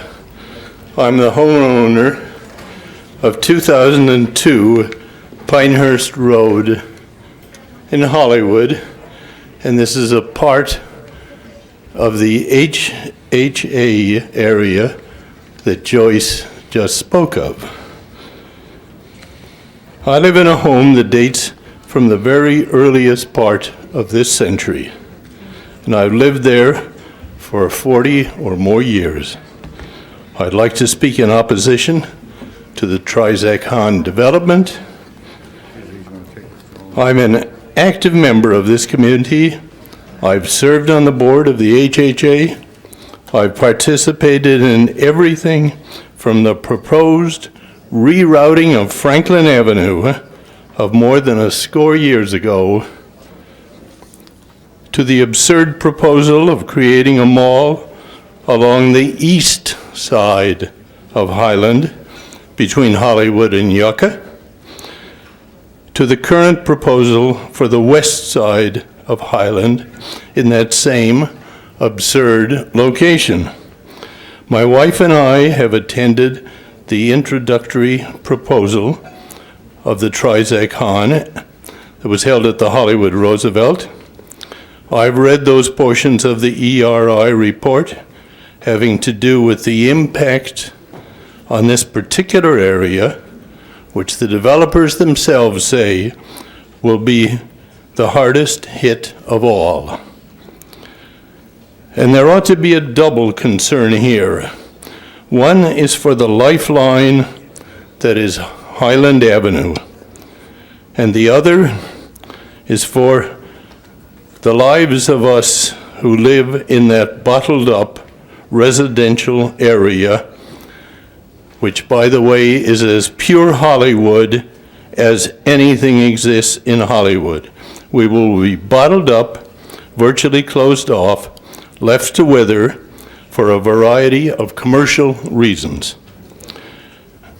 The greatest concern for everyone at this meeting is the effect this development will have on the flow of traffic through the artery we call 101, and through those tributaries of Highland and Franklin and Hollywood Boulevard and Cahuenga and all of the others. There are three arteries connecting Los Angeles with the valley: the 405, the 5, and the 101. And I think we should all recall vividly the massive shutdown and the loss of lives on 101 but a few weeks ago. And we should and do live in terror of such a catastrophe happening again. As regards the stretch of Highland between the 101 and as far south as Melrose, the city's own traffic engineers have for years observed and cautioned and warned of its fragility. And here we are now again, asked to consider a proposal, a development that is unquestionably and obviously going to be a tourniquet on that fragile artery, and carries with it the potential of dwarfing the just mentioned 101 catastrophe. And this one could happen day after day after day. Just a moment. The developers of the Getty also made an ERI guesstimate. That's the Getty made an ERI estimate of the traffic along their freeway, and the newspapers are now giving us stories of how far off base they were on their estimates. It's just a guess. Anyone can make such guesses. And that brings me to the second of the double proposal, and that's the recognition of the impact of this colossus on our lives and our safety, and the changes it will make in our way of life, in trying to live with it.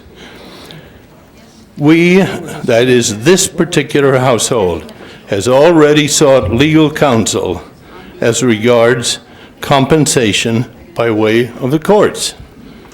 My hope is that the other homeowners hearing me speak today will call their attorneys and discuss the impact on their own lives. Perhaps 100 such actions will convince the developers and this council that the degree that we are discommoded in our lives so that they can suck up tourist dollars are most definitely going to expect the maximum compensation the courts There can is a award. limit on the time, and we want to hear from some other people, please. Thank you very much. If you have any questions, I'll be happy to answer Thank them. you. Shelley Meals and Sarah Marshall and Carl Held. There's only 5 to 6 minutes left. My name is Shelley Meals. I'm a member of the Hollywood Heights Association Board, and I live in Hollywood Heights in a home that was built in 1917. That's real Hollywood. I believe that Hollywood is in desperate need of revitalization. I support and encourage this and applaud companies willing to invest in the area.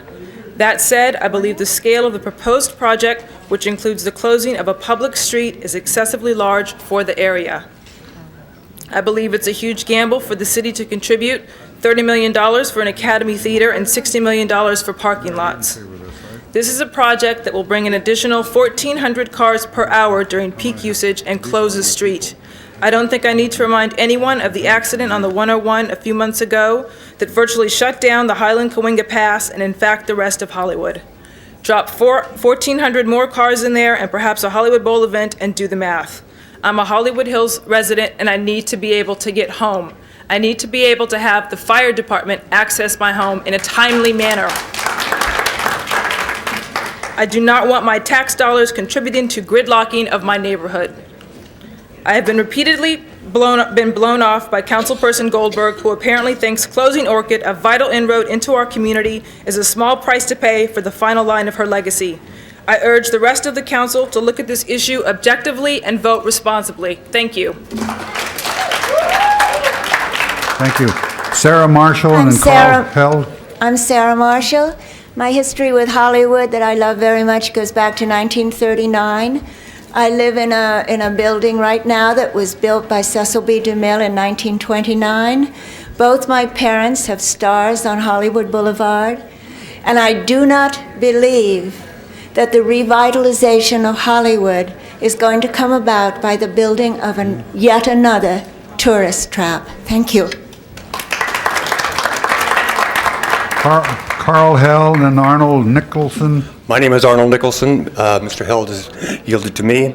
I'm a retired resident of Hollywood Heights, residing in the 1900 block of Orchid Avenue. Mr. Alicon, when I appeared before you to plead for permit parking, you stated that you did not believe in permit parking. You said, and I quote, "The streets should belong to the people." Councilman, we are not seeking to take Orchid Avenue, but to use it for private use, as this project would do. Please vote against this project. Mr. Wax, when you sought to initiate a ballot issue against the use of public funds for a sports arena, I phoned your office and was willing to walk the streets to get petition signatures in support of your wise undertaking against the use of city funds for private use. I ask you to do no less now. Please help us stop this oversized project. Finally, I would like to quote from Councilwoman Jackie Goldberg. Councilman, she said this to you in reference to the Getty, and this is from the Los Angeles Times. I just find it appalling that this much money has been spent on the building, the gardens, the collection, and so little time was spent for the inconvenience of the area. She continued to say, this is really an appalling situation, an appalling situation. Trizicon will be much worse, will have a far greater impact because we're in such close proximity rather than the people in the Getty. Thank you. David Graham, there's 2 minutes left, and Robert Javor. My name is Carl Held. I live in the DeMille building. We're revitalizing a place in Hollywood that does not need revitalization. People come from around the world to see Mann's Chinese Theater. The Oscars Theater would be well placed further down the street where that mystical place of Hollywood and Vine is. We can get people walking the walk from one place to the other. We don't have to concentrate them in one place. The shops and and whatever that are going into the complex could easily be spread along the boulevard. We can give people a reason, tourists a reason from walking from Mann's Chinese to the other end of the boulevard. Trizex shops could be on either side of the boulevard. This would help the other shops. It would bring the area up is what it would do. I'm thinking of a multiplex theater complex on Sycamore and Highland. It was a hot project when it was started several years ago. It sits there now dead empty for the last few years. One more word on the traffic. Orchid Avenue was partially shut off for nearly a year. Eastbound traffic was not allowed to turn left and enter and travel up toward Franklin Avenue. The traffic rush hour increased on either end by nearly an hour because of that, because traffic simply could not come down there and turn left. And that is when Orchid Avenue was only partially closed off. Thank you. Okay, I did announce David Graham and Time extension, please. Time extension. David Graham. I yield to the next speaker. Well, Robert Jabor, he will be the last speaker. Time extension. Time extension is $250 million. There's no question in my mind that Jackie Goldberg wants what's best for Hollywood, just as I do and all the residents do. But my feeling is that it's a little bit too large, and the closure of Orchid is a major mistake. I agree, let's build a project, but don't make it quite as big, and don't let the project dictate to the street. Let the street dictate to the project. Use good common sense, and it'll work. If it gets too big, it might get complicated. That's why all these people are here. It's not that complicated to figure out. We all want to clean up Hollywood, and we all want the best for Hollywood. You got to use good common sense. Thank you. Thank you. Extension. Mr. Wax, extension. All right, we're going to have those in favor now. Madeline Janice Aparicio and Laron Grubler. Madeline Janice Aparicio had to leave and has asked me to come in her stead. I'm Reverend William Monroe Campbell with the Second Baptist Church of Los Angeles and Clergy and Laity, United for Economic Justice. Los Angeles is in the process of re-engineering itself, and as it does so, it has placed an emphasis on its corporate growth and development. But the other dimension is a matter of quality of life, and that means jobs.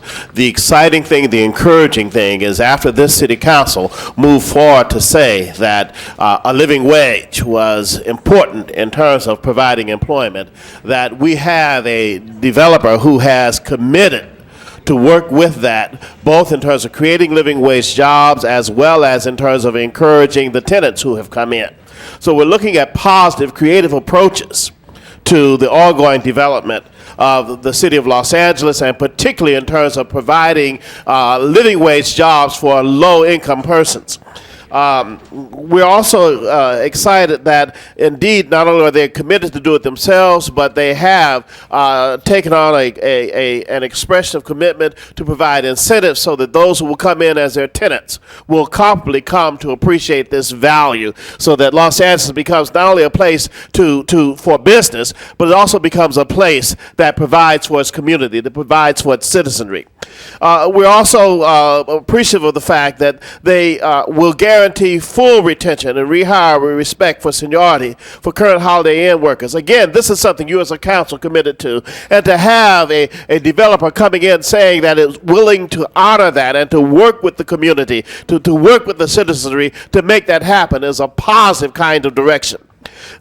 In addition to that, they will work with us and with the city to develop a special incentive program to promote job training and provisions of health benefits to employees of project tenants.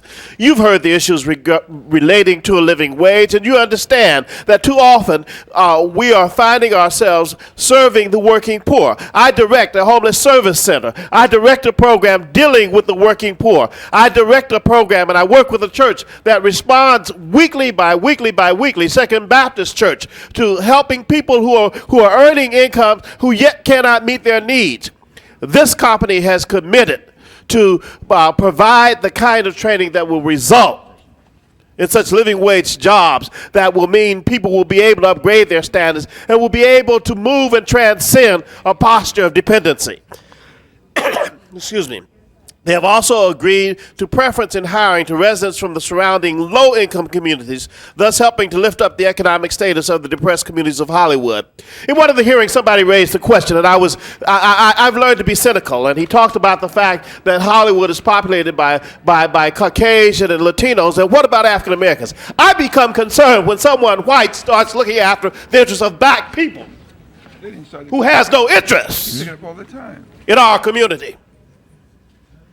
And so I come to say that I've said to the coalition that as they open the doors, we will push to create opportunities to expand employment opportunities. We had a hearing, some of you attended not long ago, in which we came and we talked about the fact that the development of our community is associated with regional development.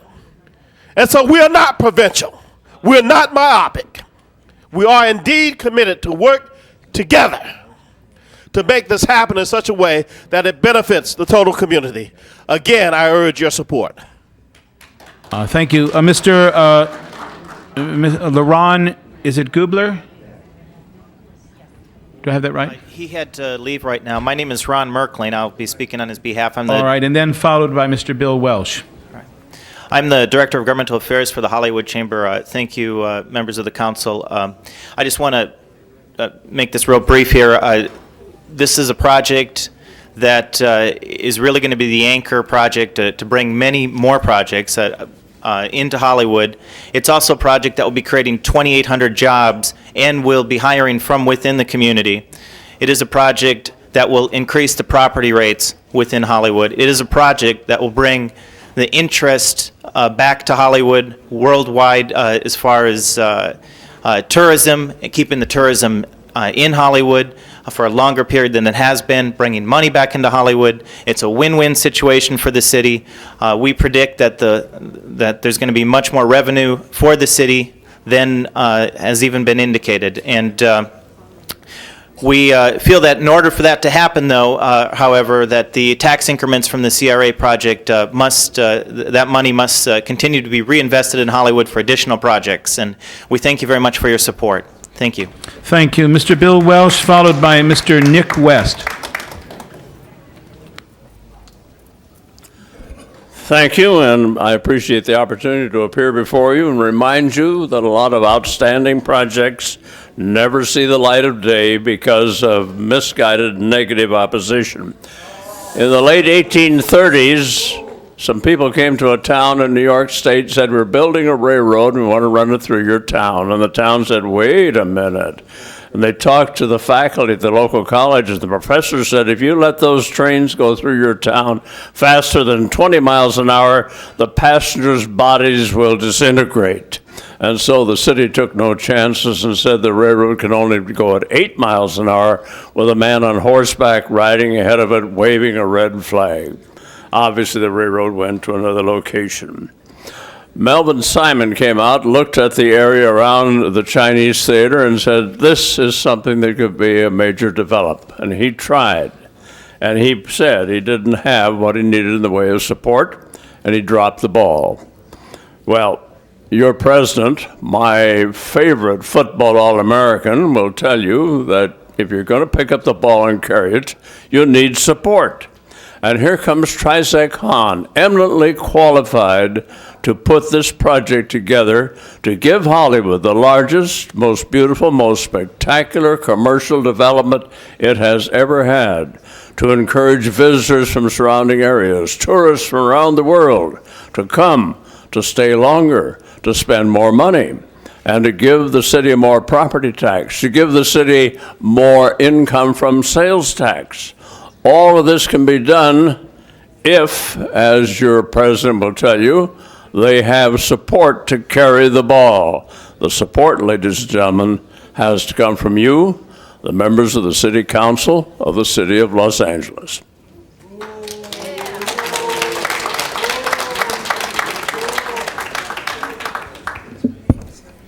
Good morning, council members. My name is Nick West. I am the president of the Outpost Estates Homeowners Association, and we represent the 450 residents who live along Outpost Drive between Franklin and Mulholland. We are, in fact, the homeowners association that neighbors the Hollywood Heights Association. We are, like them, right in the backyard of the proposed Trizek Khan project. I live on Lower Outpost, a couple blocks from Mann's Chinese Theater. And we support the Trizek Khan project because we believe that it is going to be good not only for Hollywood and not only for the city of LA, but also for the surrounding residents. The members of the Trizek Khan team have acted responsibly to seek out the neighborhood associations. They have sought us out and asked us what our concerns are with the project. They met with us no less than 3 times, asked us what we were worried about. We said specifically traffic along Outpost Drive. They agreed to support our traffic mitigation plan, and they put it in the EIR just as they said they would. And we believe that they are acting in good faith and acting responsibly to respond to the other neighborhood associations' concerns, just as they did with Outpost. But you know, there is more at stake than in this project than the inconvenience, perhaps, of some local residents. What is at stake is the transformation of Hollywood from a slum into a city. And I think we all understand that this is one of those golden moments, those golden opportunities to start turning a slum into a city, the place that we all hope and dream it will someplace be. Thank you. Thank you. Jean Hale, and then Maria Elena Durazo. Good afternoon. Thanks for having this opportunity to address the council. I'm chairman of the African American Chamber of Commerce. The concerns of the residents of this area reminds me of the concerns that the residents of South Central had when they started building the Central Freeway. They were all concerned about traffic congestion, the whole shot. But now, as you go through the area, you will find that the outlying areas have been developed. There's permanent development. There are permanent jobs as a result of the construction that took place. We believe that some of the training programs that were put in place for the Central Freeway, and those people that took advantage of that program, now we can transport that expertise to this program, as the same as we've done with the new sports arena. They've created some jobs there for people. I believe that this project warrants the support of the council, and also at the same time, I believe that if the residents can come to some agreement along with the contractor, then in 5 years you will see the outlying areas of this community fully developed, creating long-term jobs, which would be just tremendous for the community. So the chamber more or less supports this project. Thank you. Okay. Maria Elena Durazo, and then John Thomas. Good afternoon, City Council. It is indeed a very rare opportunity when I'm here before you on behalf of hotel and restaurant workers throughout Los Angeles to support a development project. And I'm very, very pleased and urge you to support the Trizec-Han project in Hollywood. I'm here with some of the workers from the current hotel there, the Holiday Inn, who also, many of whom live in the immediate area and in Hollywood. I am glad, I'm very, very proud to be supportive of a developer that is so responsive to low-wage hotel workers and with very, very specific commitments to the workers.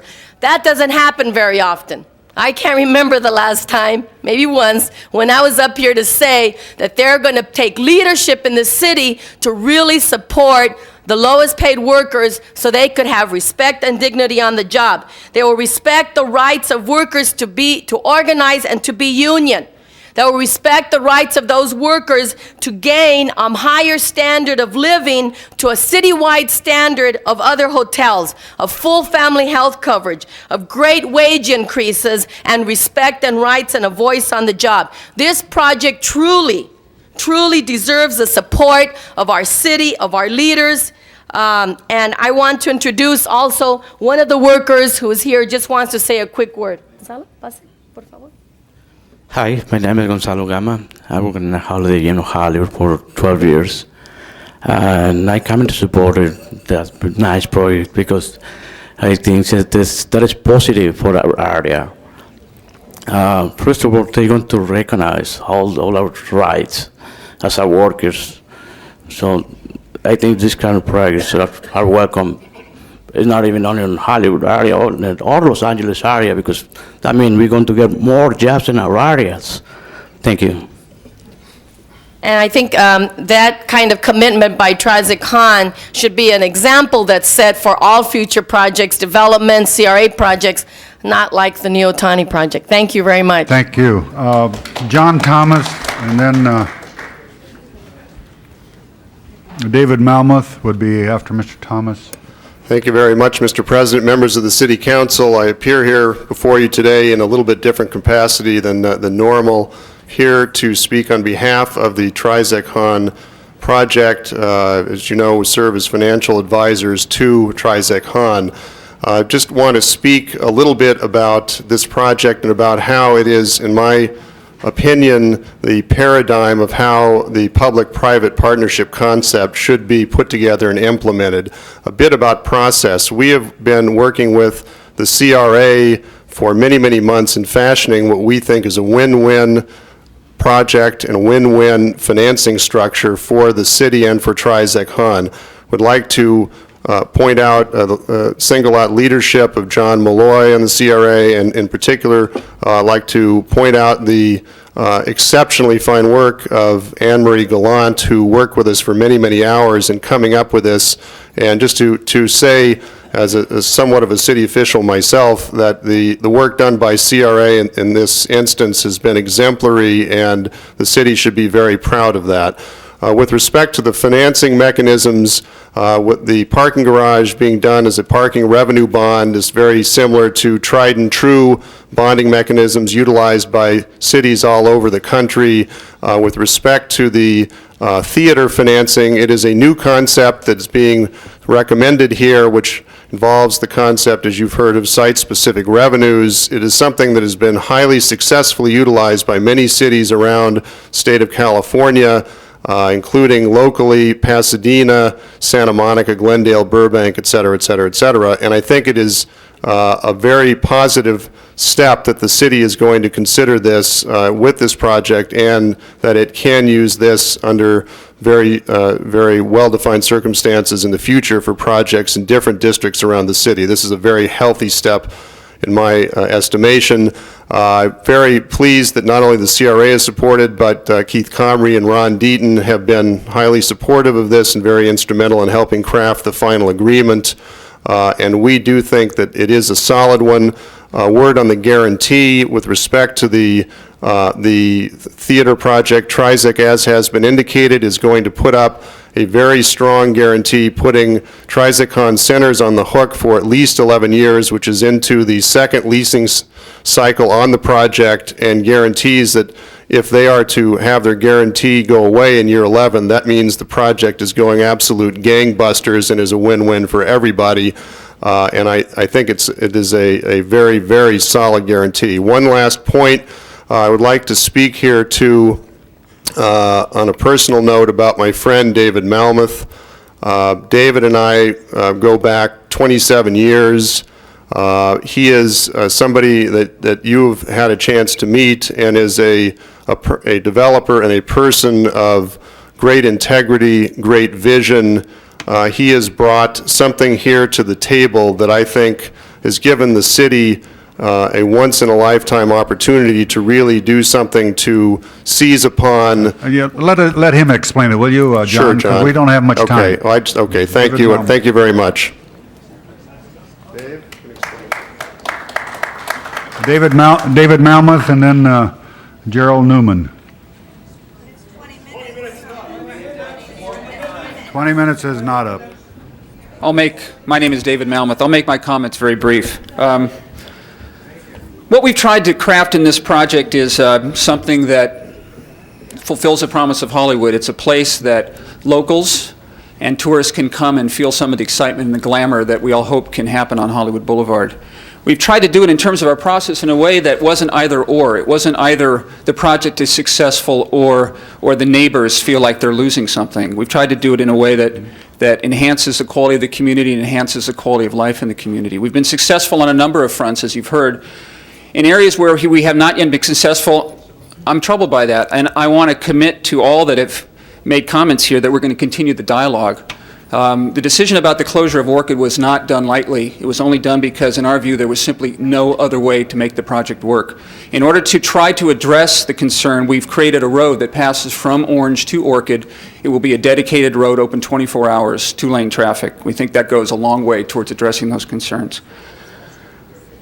We think that what we're doing here has a rare potential, the potential to create something here on Hollywood Boulevard that starts a series of highly successful, high-quality projects. Our vision for 10, 15, 20 years down the road is that this street is alive from La Brea down to Gower with a series of different uses, some scaled as we've proposed here, some smaller scale, more community-oriented, but with a variety and an authenticity that does in fact pay off people's expectations of what they hope to find when they come to Hollywood.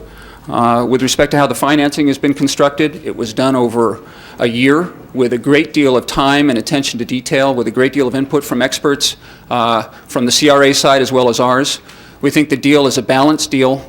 We are clearly committed to doing something here that is of the very highest quality, as our other projects would indicate, and we urge your support. Thank you.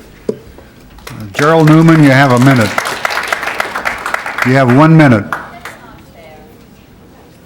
Council member Ferraro, members of the council, my name is Gerald Newman. I am with the firm of Allen Mackensleck, Gamble and Mallory. I'm the lead attorney on the project who has been responsible for working with all the neighborhood associations as well as with the CRA in developing the agreements that will take place as part of this development. Rather than taking up time, what I will just say is that we and the whole TriZaCon project team is available for your questions. I'd like to ask all of the consultants who are here to stand up that represent almost every aspect of the development as it is proposed, and if you have any questions relating to any piece of it, we're available for you. Thank you very much. Okay. Thank you. That'll close the public hearing. Let me point out that all the cards of the people who want to be heard will be made part of the file. And I think that we should point out to all of those in attendance today that this is just the first of many hearings. This matter has to go to have a public hearing before the Planning Commission for a zone change, for variances and for conditional approvals, and street vacations. So this is just the first step, and it does not include those items. So we have many opportunities in the future to have public hearings. It's my understanding that there was a public hearing. It was supposed to be scheduled at 3 o'clock, and it went off at 1 o'clock, and a lot of people that did not have an opportunity to speak, and that's why we wanted to have a public hearing today. But you will have many opportunities. Mr. Comrie, Mr. Malloy, can you answer the questions that Mrs. Bryman brought up about the financing? The first question on financing is why was the bond issues different? One is a taxable bond issue, the other is a tax-free, so the interest rate is lower, so it is consistent. There was a question on the guarantee. The lady that spoke mentioned a 4-year time frame at the CAO's insistence. That's been increased to a minimum of 11 years, and if performance is not in place, it would continue past the 11-year point. There was also questions about the guarantee coming from a subsidiary. TriZaCon Centers is a subsidiary of the TriZaCon parent corporation. However, TriZaCon Centers itself has $600 million in equity. Its assets are actually much higher than that, but we looked specifically at how much equity they had on the books, and that is the entity that will be pledging the guarantee. So we have a $600 million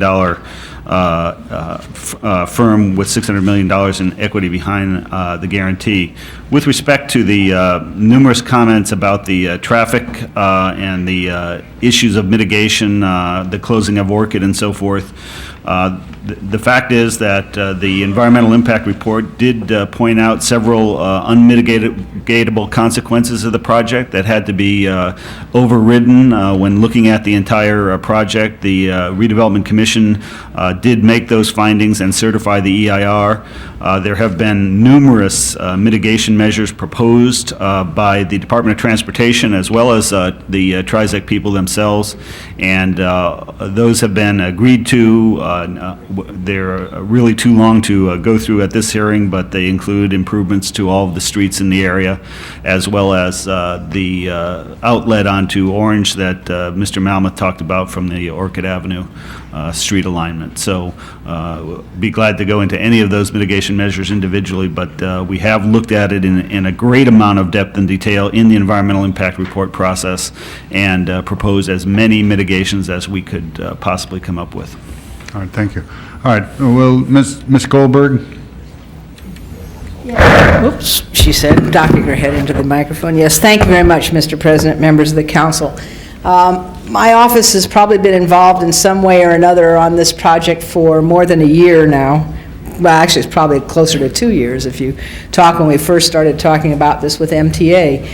One of the things that's been left out is that there is another public partner, and that's MTA, who will be will have a major portal on the Red Line right there at Hollywood and Highland. This particular project, I had a couple of goals for as we looked at it, and it has met all of those goals.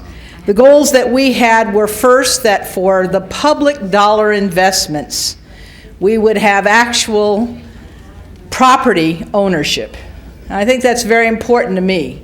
The public parking lot and the land it sits on and the live broadcast theater and the land it sits on will be owned by the City of Los Angeles. From the day they are completed, we will have a $25 million equity interest. That means that they will have cost $25 million more than we actually put money in to pay for. And that's because we are paying only part of the cost of the live broadcast theater, about 30 million of the 50 million it will cost. And of the parking structure, we will be paying most of that, 60 out of the 64 million. So that was a very important first issue. The second issue, what was important for us, is that it should not be a draw on the general fund, but it in fact should just the opposite, produce revenues for the general fund.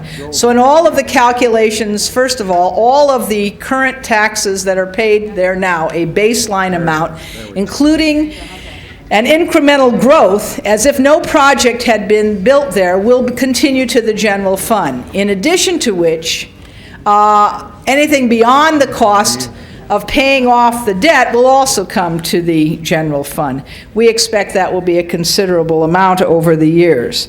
Third of all, we wanted to make sure that all boats rose with this, not just some. And so I am happy to tell you that of the more than 1,800, almost 1,900 jobs, fully 70% will be at living wage or higher. That includes every single job that has any public dollar in it at all, anywhere.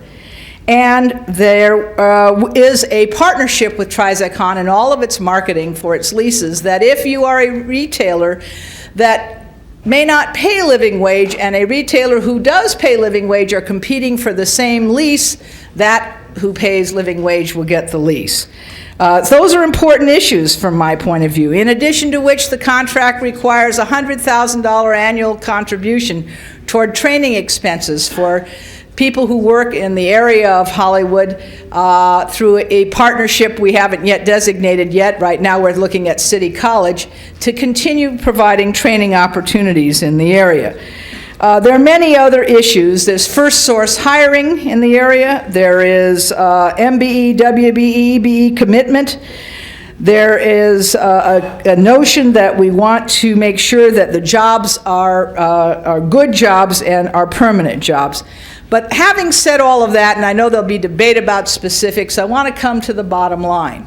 The bottom line is that a good deal of the image of Los Angeles is tied up with the image of Hollywood. Whether we like it or not, I happen to like it because it's a major industry. And, well, of course it's my district, but it's not only my district, it's Mike Fuhr's district, it's John Ferraro's district, but it's really a lot more than the city of Los Angeles' district. And it's an area who, as people look at whether they're going to spend 1 day or 2 days tourists in LA, or whether they're going to base in Anaheim and maybe drop into LA for the day rather than basing in Hollywood and drop out to Anaheim for the day, this is a big issue. We spoke at length with Powwow, the people who do the travel agents. And the one thing they said to us is that there has to be some notion of there being a place there to Hollywood if you really want to see tourism continue to grow in the Los Angeles area. It's not the only attraction, of course, but it is an important one. So I think that because it's so wrapped up with the identity of Los Angeles, it is so wrapped up with the identity of the entertainment industry, which is a very critical part of the actual job market and economic well-being of this city. And because it is so wrapped up with the whole notion of the viability of Southern California, I think this project rises to a level of a little bit higher than it might if it were just one area and one district and one place. So I urge that you consider, ask all of your questions that you need to. I'm not trying to rush this. I do want to say, though, that we did make available the DDA about a month ago to everybody. We did try and get information to you. I know that we've asked the developer to meet with every one of you that wanted to be met with. I want to thank Anne-Marie Gallant for her millions of hours. I want to thank the mayor's office for their cooperation. I want to thank John Malloy for his oversight. And I want to thank Ron Deaton and Keith Comrie for their efforts as well. Thank you, Ms. Goldberg. I gave you 6 minutes. Mr. Wax. Yes, Mr. President, I've tried to jot down some notes so I can cover my points in the 3 minutes. First of all, I think this is a terrific project. I think Hollywood definitely needs a shot in the arm, and I think this is going to provide an important step in that direction. But to me, Mr. President, members of council, the question is like with the sports arena. It's not whether or not this is a good project. It's really who should pay for it. And the bottom line to me is the developer should pay for it, especially when you have one of the world's largest real estate development corporations with assets in excess of $5 billion. Instead, the developers are really asking the city, the taxpayers, to put up an initial $90 million. We don't have $90 million, so we're going to borrow it. And when you add all the financing costs over the 30 years that it'll take us to repay the debt, it'll come to about $261 million.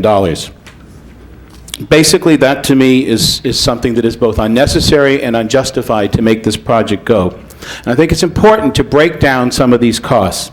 What are they asking us to pay for? First, they want us to pay $5.5 million a year for 30 years to build a parking garage. That alone is about $165 million over the 30 years. They say we'll get it back because we'll own it and we'll get all the revenues from it. But they won't guarantee one penny of that. If they're right, we do. If they're wrong, guess who gets stuck holding the bag?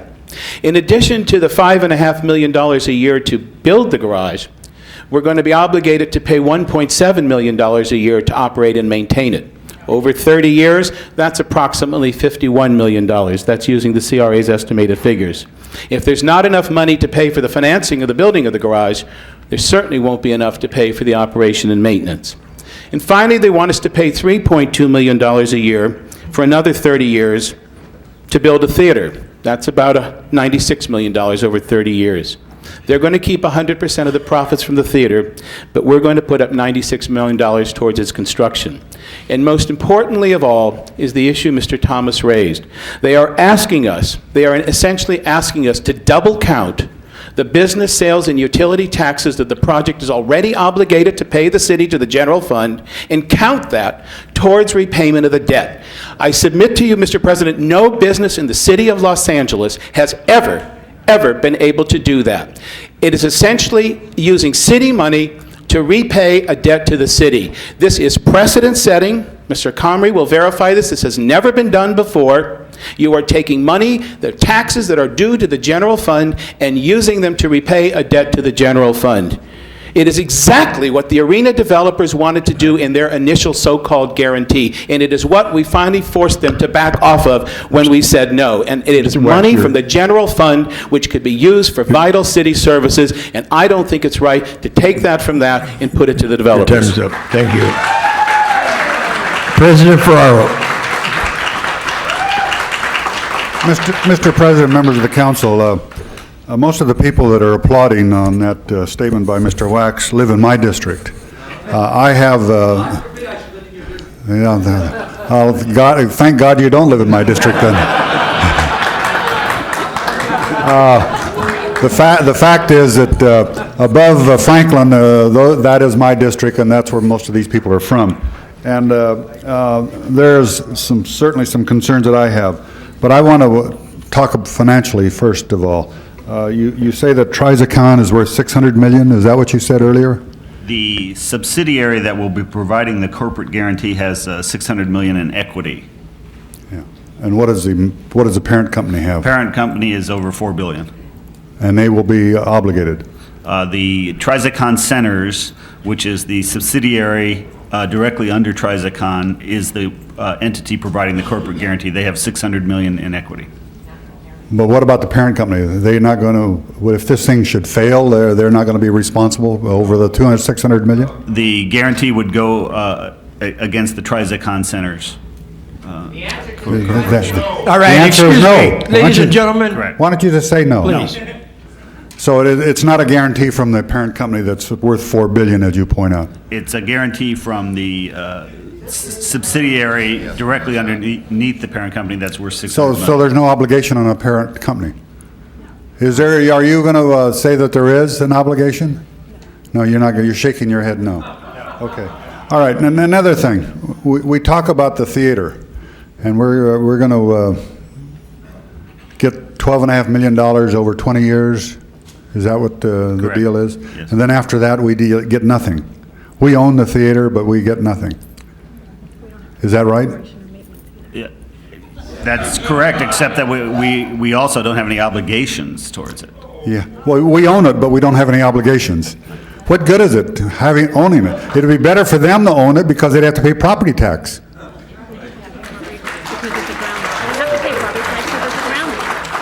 They will be paying, since it's on a ground lease, they will be paying property tax on that theater.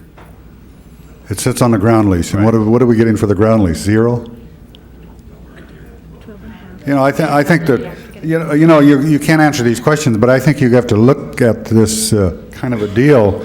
We're gonna help finance the theater, paying $30 million out of the $50 million it costs, we're told. And then after 20 years, we will get nothing. And during the 20 years, we only get $12.5 million back. That's my understanding. Is that a good deal, Mr. Malloy? Mr. Comrie? I think the positive aspects of it have to do with the total amount of revenues that the city will receive as a function of the entire project, Mr. President. All right, please, ladies and gentlemen. I really don't need any help from you.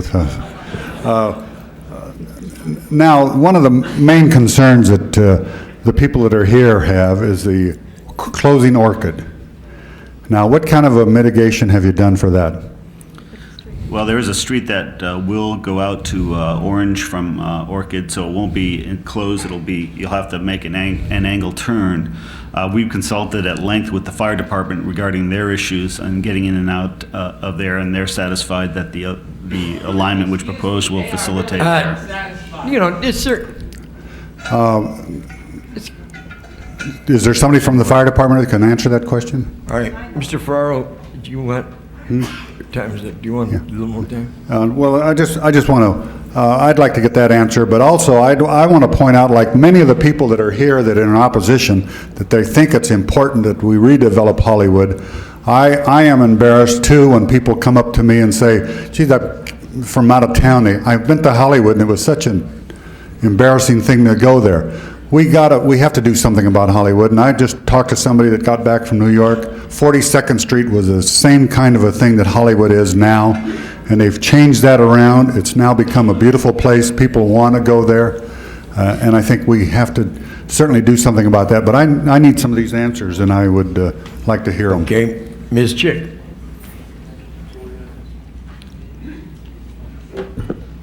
Thank you, Mr. President. I also want to see this kind of project coming to this location. I think there are all kinds of needed advantages that it brings. However, in being briefed on the project in prior weeks, in looking at the various mitigation measures which seem to address many of the problems, the one issue that wasn't brought forward and put on the table from proponents of the project are the kinds of issues that Mr. Wax just raised. And I remember participating in the discussions about the arena and throughout consistently wanting to see that project go forward, but always being interested in being reassured that the city did the very best negotiating job possible and got the very best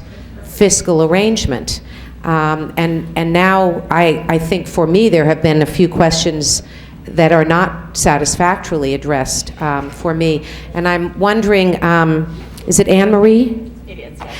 I know I have been an admirer from afar of yours and other CRA staff in terms of the work that you have done on this, and it seems on a few of the questions that you were eager to jump in.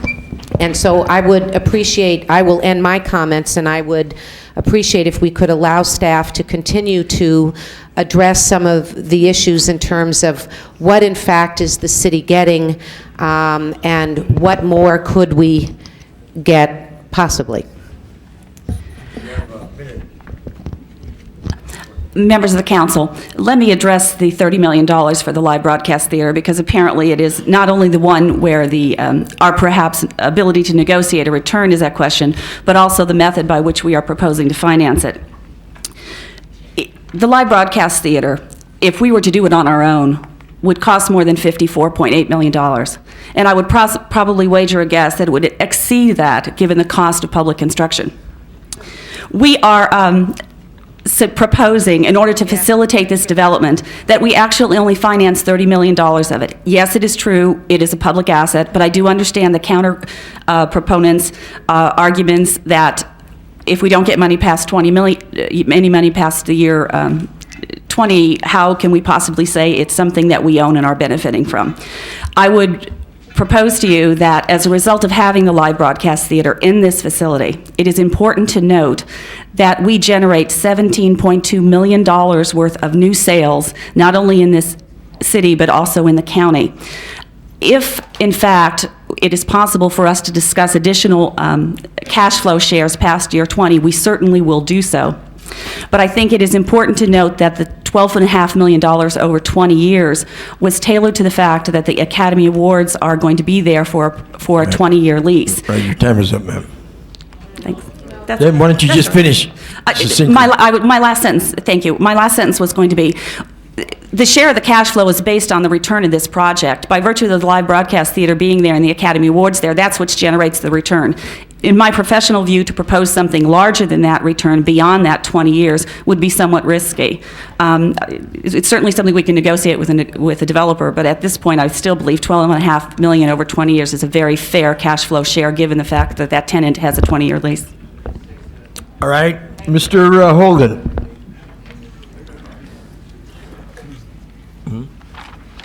Mr. President, members, I agree with Ms. Goldberg and with each and every one of you in this room today that we do, in fact, need to revitalize Hollywood. In fact, we'd like very much to have this development where it's being planned. But at the same time, we want to do at least as what you did for the arena. The arena guaranteed those bonds, the $70 million for the life of the bonds. And if there was a shortfall, they'd make it up with adding a ticket tax surcharge. Now, that's got this ball rolling in the wrong direction. These guys have coming here, the arena says, we're going to stick you up with a toy gun. These guys got a loaded weapon. Sorry. A loaded weapon. And the fact that, Mr. Malloy, I like you, but you won't even answer John Ferrara's question. You got a hem in the heart. Don't do that. The one thing a politician wants is you to give him a straight answer.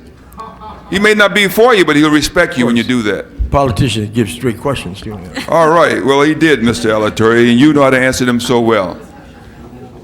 He does. He does a good job. But I want you to know this. The $60 million in parking structure is a dead giveaway out of parking revenue funds. You put no money up. That's already been discussed. The theater, $30 million on the line. Those guys can walk. See, there's some terms and conditions of the agreement which permits them to walk. And there's no obligation over the terms and condition of the bond, which is 30 years. That's a stick-up. They came to me and they said, we're going to have incremental financing, but we're going to freeze the hotel rooms for this hotel in Hollywood, what's it called, the name of that hotel you got up there? Holiday Inn. You're going to freeze that at $75 cap. And then you're going to raise your room rates to $200, $250, make it a 5-star hotel, and all the tax, bed tax above that amount will go back to this corporation or this developer. That's crazy. The Hollywood Roosevelt across the street is charging $150. I'm going to tell you what they told me. You shaking your head. They came into my office and they told me exactly what I'm telling you, and I am not lying. You shaking your head, therefore in the wrong direction. Go like this, not like that. The fact of the matter, they said that's another flaw. If they're going to freeze the cap, and I understand that, I have no problem with that, freeze it for what is being charged at the Hollywood Roosevelt Hotel right today. And then I can go along with at least that aspect of the financing. You have 7 seconds, Mr. Holden. Well, you took up 10 of my seconds already. Well, I already gave you 10. No. Mr. Alatorre, please. Please, you have 10 don't seconds. Conduct yourself like you're in the lower house. We were in the Senate. I'm just going to sit down on that. You see, that's the way they are. They haven't changed. Thank you very much. Everybody was very appreciated. All right, Mr. Fuhr. This is the only house I know, so I'm going to do what I can. Before us today, we can all agree, is an almost $400 million project to revitalize what is the icon of the city of Los Angeles, Hollywood. I think that we know from the experience of the arena, a lot of which, by the way, is a testament to the tenacity of Mr. Wax. A lot that we did not know before, and we're applying that knowledge here. As in the case of any investment, we only have two questions before us.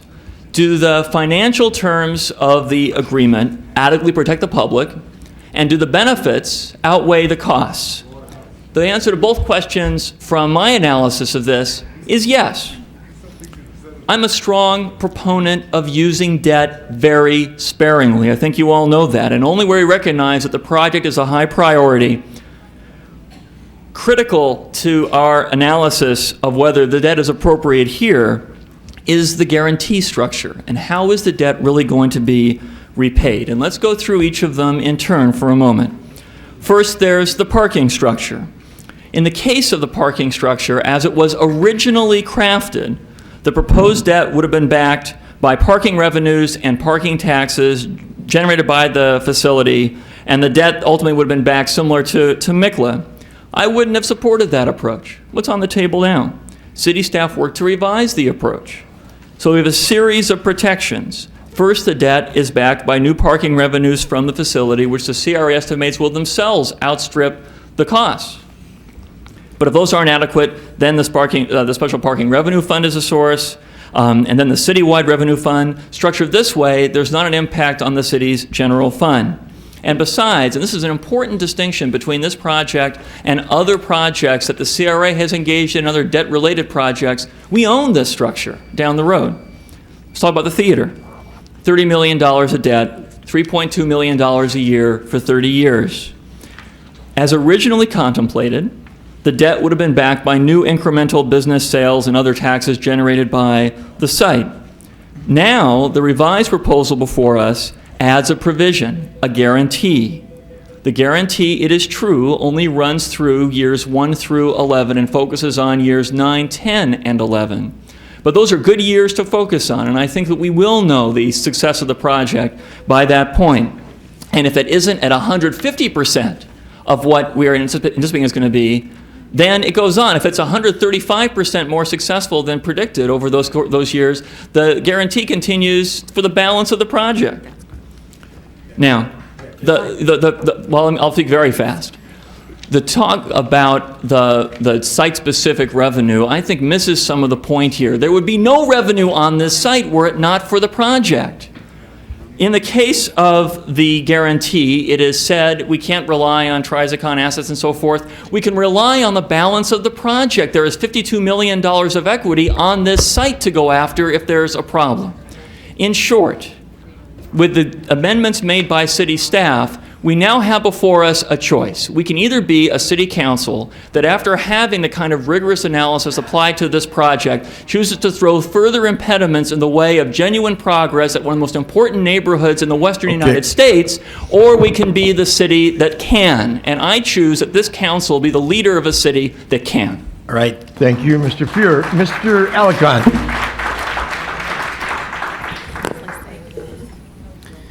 Well, I think my questions are really related to process.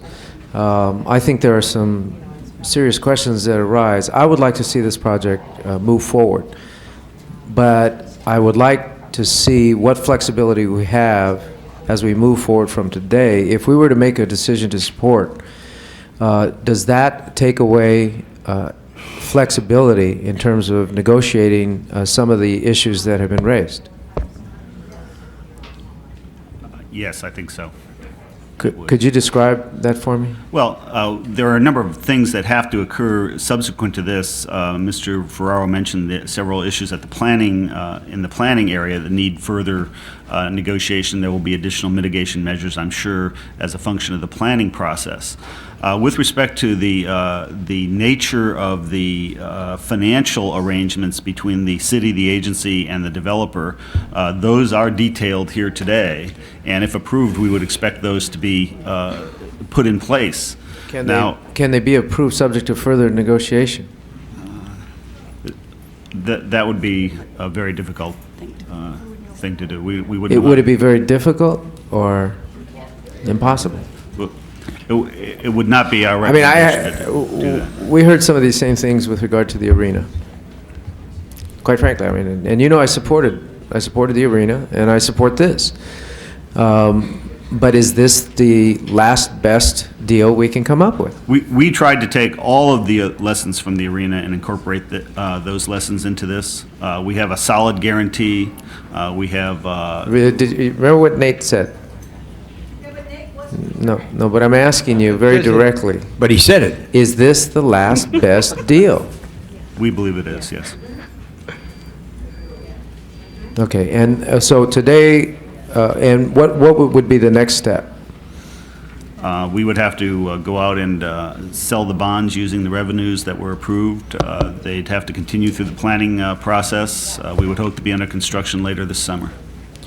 Okay, so then our primary consideration today has to do with the financing of this project. The secondary consideration is the planning of it, which we have many points in the process where we can deal with those issues. That's But true. the primary concern right now is if we vote today, we're voting on financing the program with using these methods. Yes.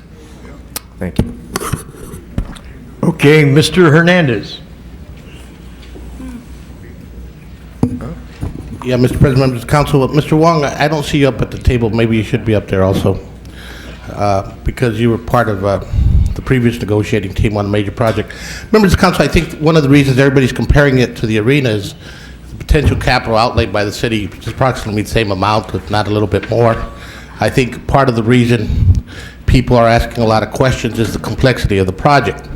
And what I want to point out, something that is a little bit different, is the site-specific financing that we've identified.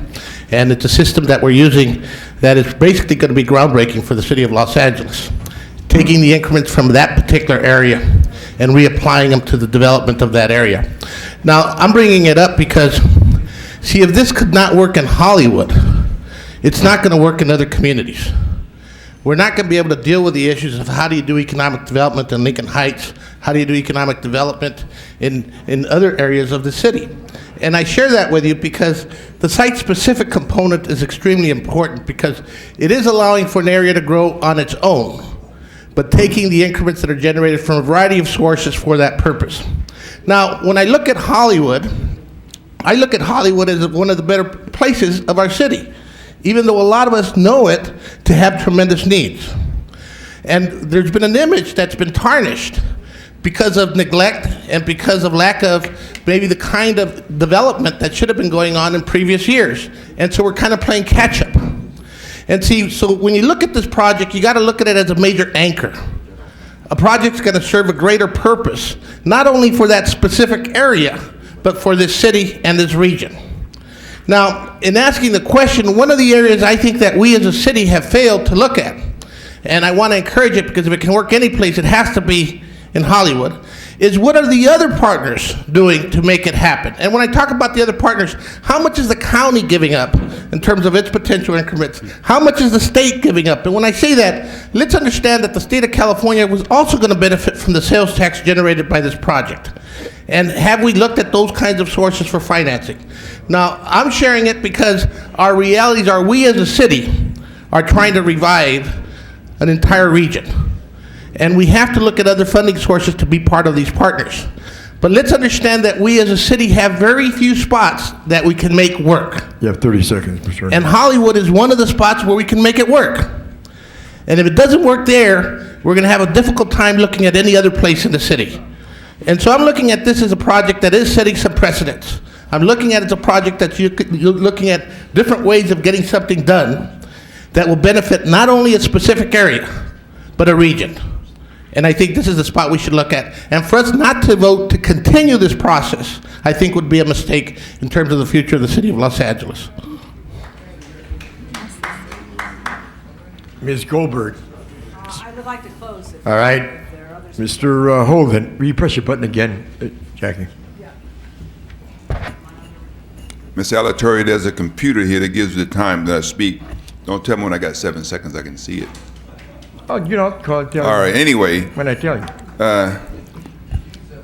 I've had some people come to my office about projects in my district, Mr. Malloy is aware. They came in saying, we want to do what they're doing in Hollywood, or planning to do in Hollywood. We want to do what they did at the marina, at the arena. Oh, I got that. At Marina. Ah. All What right. did you do? And I said to them, I said, out of here. Not in my district. You're going to pay your way, or you're not going to have a project. I mean, I'm not going to put in the backs of the taxpayers for years to come a deal like that. Now, I'd like to support this project, but today, if you vote aye, you're voting for the deal.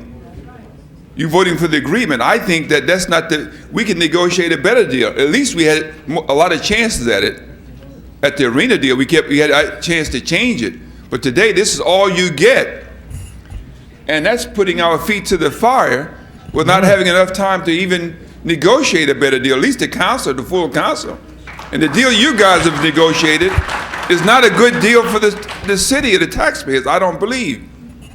Because you have too many escape clauses for them. It's like an escape hatch where they can bail out. And that's not good. You know that they're in there, but why would you do that? That kind of pressure shouldn't cause you to want to take that kind of action. All or nothing at all, take it or leave it. We are not to be at that point in time right now, Mr. Deputy Mayor.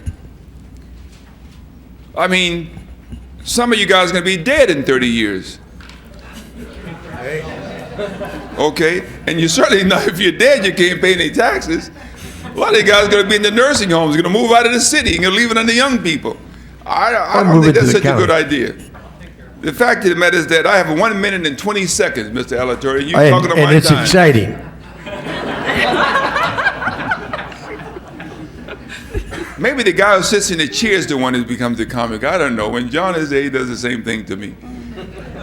But the fact of the matter is that you're so much fun. This is really a bad financial deal, and I really want to help Ms. Goldberg, but I can't. If I vote for it today, I'm voting on something that I won't even accept for my own district, because I already told them no, out.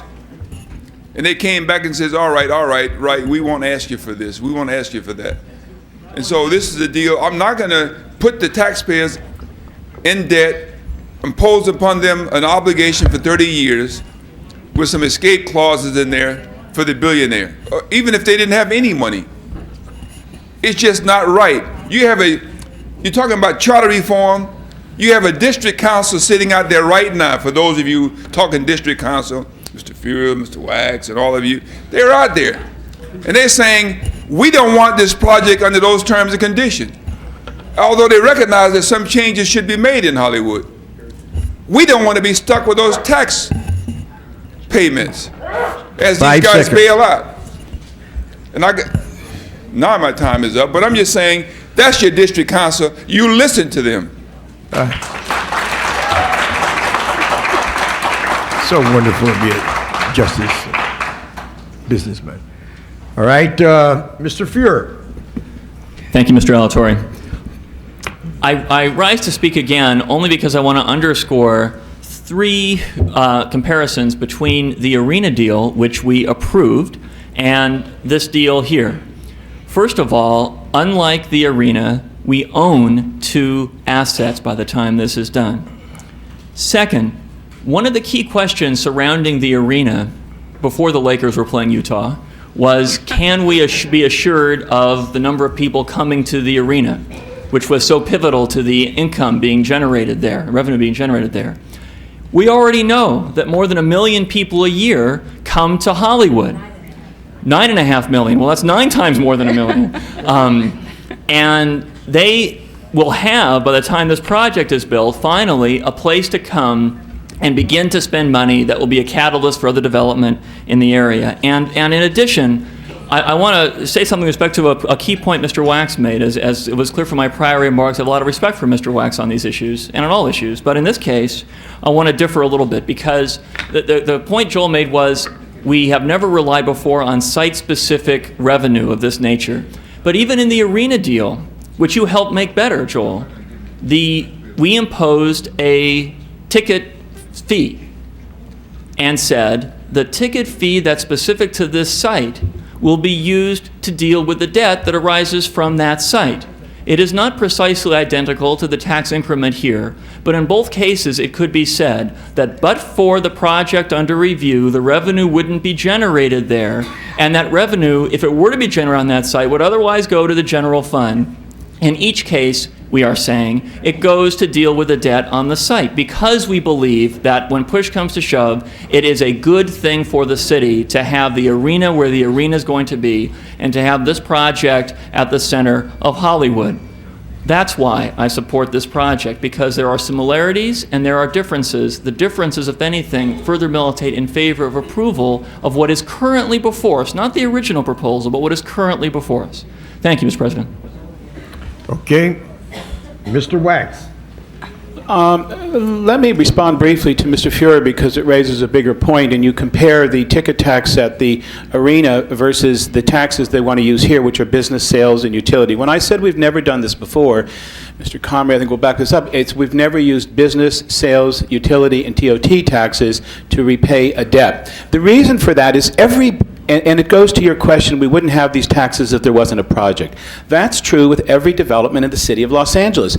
Every shopping center, every department store, every building, unless there's a building in a project, there's no taxes. We take those taxes on a regular basis to finance city services that we provide them, police and fire and streets and all of that. That's how we finance the services we provide. The point of this is that every business pays those for those services. They do not get in return the services and the repayment of the debt. Now, the ticket tax doesn't otherwise exist, and that is not something that goes to pay these, and it is generated specifically for the cost of financing. If they would put a ticket tax on here, it would be comparable. But in fact, they're taking taxes which otherwise go to the general fund, which can be used to finance police, fire, and all the other services. Mr. Comrie, to your knowledge, has any business ever been able to use the site-specific business, utility, and sales taxes to finance a debt back to the city? Not in Los Angeles. Is this precedent setting? Yes, it is. Okay. Now, in order to set and here comes the process. In order to set a precedent, this is a kind of an issue that should be discussed among the business community of this city. Why does one business get something that no other business does? And this brings me to the sort of the heart of the process. You know, I don't blame the developers one bit. I really don't. They're good developers and they want the most they can. I laud Ms. Goldberg. She's trying to get the best project she can for her district. But we always do these things on a piecemeal basis. Someone comes along, a la the arena, and says, look, this is great for downtown. No, this is great for Hollywood. We're going to go somewhere else, called Inglewood if we don't. Here, the Academy Awards are going to go somewhere else. By the way, they're only committed for 5 years. The reality is, and it's so good and it's so important, and we have to have it, give them what they want. Mr. Alarcon, you get up and you just politely ask Mr. Malloy, is this the last best deal we could ever get? Look at last week's front page of the Business Journal, and what they do is they quote the words of the arena developers of how they were at just the point where if we wanted any more, this project was going to break, they would leave. But what they contrast it with is that 2 months later, they've already made over $100 million profit without ever even opening the doors. You can't take his word, excuse me, that this is the best deal that we can get. You don't know what the best deal you get until you go to the table and you drive it home. But once you tell them, we want you so badly anyway, we're going to give you what you want, then you don't get any better. And the only reason we got it in the arena is not because we did it here anymore, is because we went to the threat of an initiative. Mr. President, I simply come down to this. I'm not going to be the one that tells the community what's best for them. That's among Ms. Goldberg, the community, and there's different views and all. I personally think this is a good project, but I am not prepared to take money that everyone else pays into the city treasury to be used for basic city services and use that not only to give them the services that they're asking for, the comparable ones, but subsidize their project in a way that we don't do with any other. And if they would go back to the drawing board and come back with a project that is really revenue neutral, then I could support it. But I cannot support subsidize when there's so many other crying needs for tax dollars in the city. Thank you very much. All right, Mr. Ferraro. Mr. President, members of the council, I think Mr. Wax makes some good points, but by the same token, I think we have to look at the city as a whole, not just Hollywood or not just the sports arena. We have to look at the city as a whole. And I think Hollywood is part of the city and part of the greater image that we have throughout the world. People know about Hollywood more than they know about Van Nuys or know about Studio City or about Los Angeles in many cases. And Windsor Square. I think this is an opportunity that we can't let go by at this time. I'm still concerned about some of the things that I talked about earlier, such as the financing. I'm still concerned about the access on Orchid for the people who live above Franklin.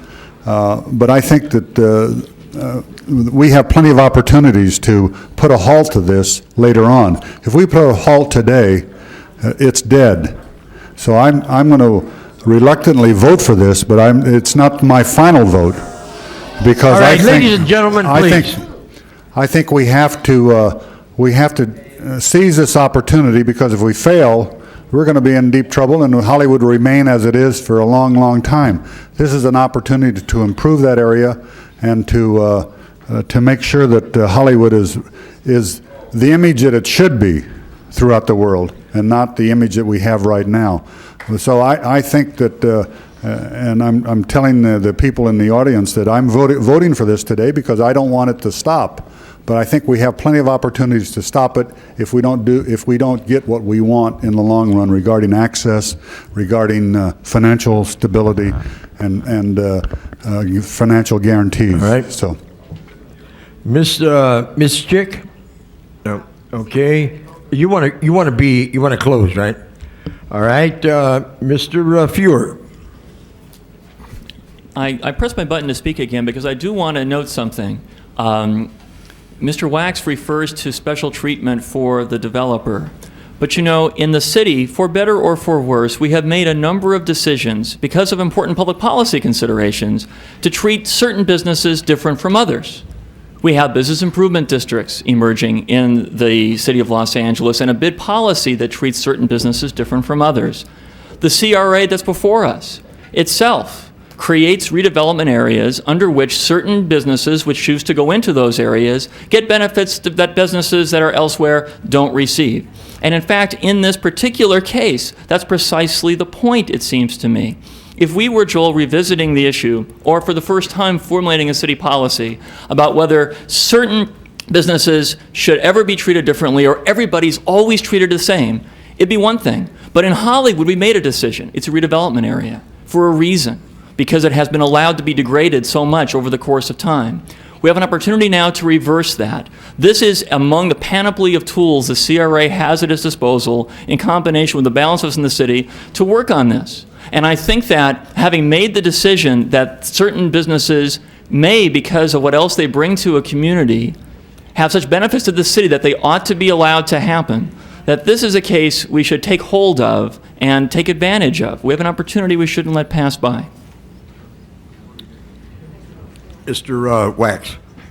Not so, Mr. Fuhrer. The reality is the panoply of tools that the CRA has, which are tools according to well-established policies, involve the use of tax increment financing. It is specifically because they don't have tax increment financing that they're asking to come to the city, to the general fund, to use business sales, utility, and TOT. That is a fundamental difference. That has never been done. And that is the kind of thing that needs to be done pursuant to a policy. Who is the next person to come in and say, my project is so good for the city, why shouldn't I have it? I guarantee you, if tomorrow the arena had come in and asked for it and said they're going to revitalize downtown and we've got to have it, it would have been harder to say no, because we wouldn't have been able to say no one's ever been able to do it before. They'd say, look what you just gave them in Hollywood.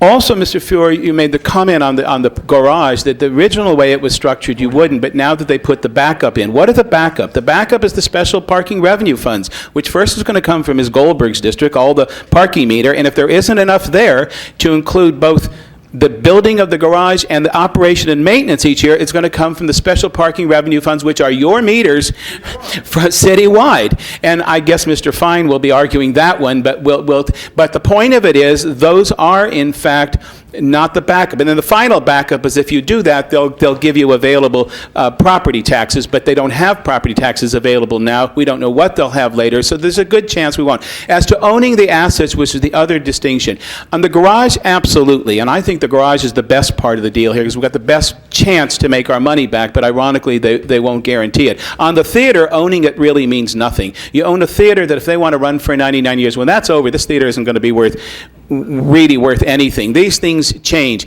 As to the security, this is not an Academy-driven deal. This is because Hollywood is good for the developers, just as much as they're good for Hollywood. Hollywood's good for the developers. Their project is selling the image of Hollywood. They got the Academy into it. The Academy can leave in 5 years if they don't like it and be gone. Yeah, no, Ms. Goldberg, first 5 years they can't leave at all. Years 5 to 10 they have 3 outs if this is not maintained to a world-class standard. Who defines world-class? If there's a significant decline in Hollywood, subjective, and if it demeans their reputation, which they can do. The point of this is they got a lot of outs after, those are the terms in the lease, in proposed lease, of 5 years.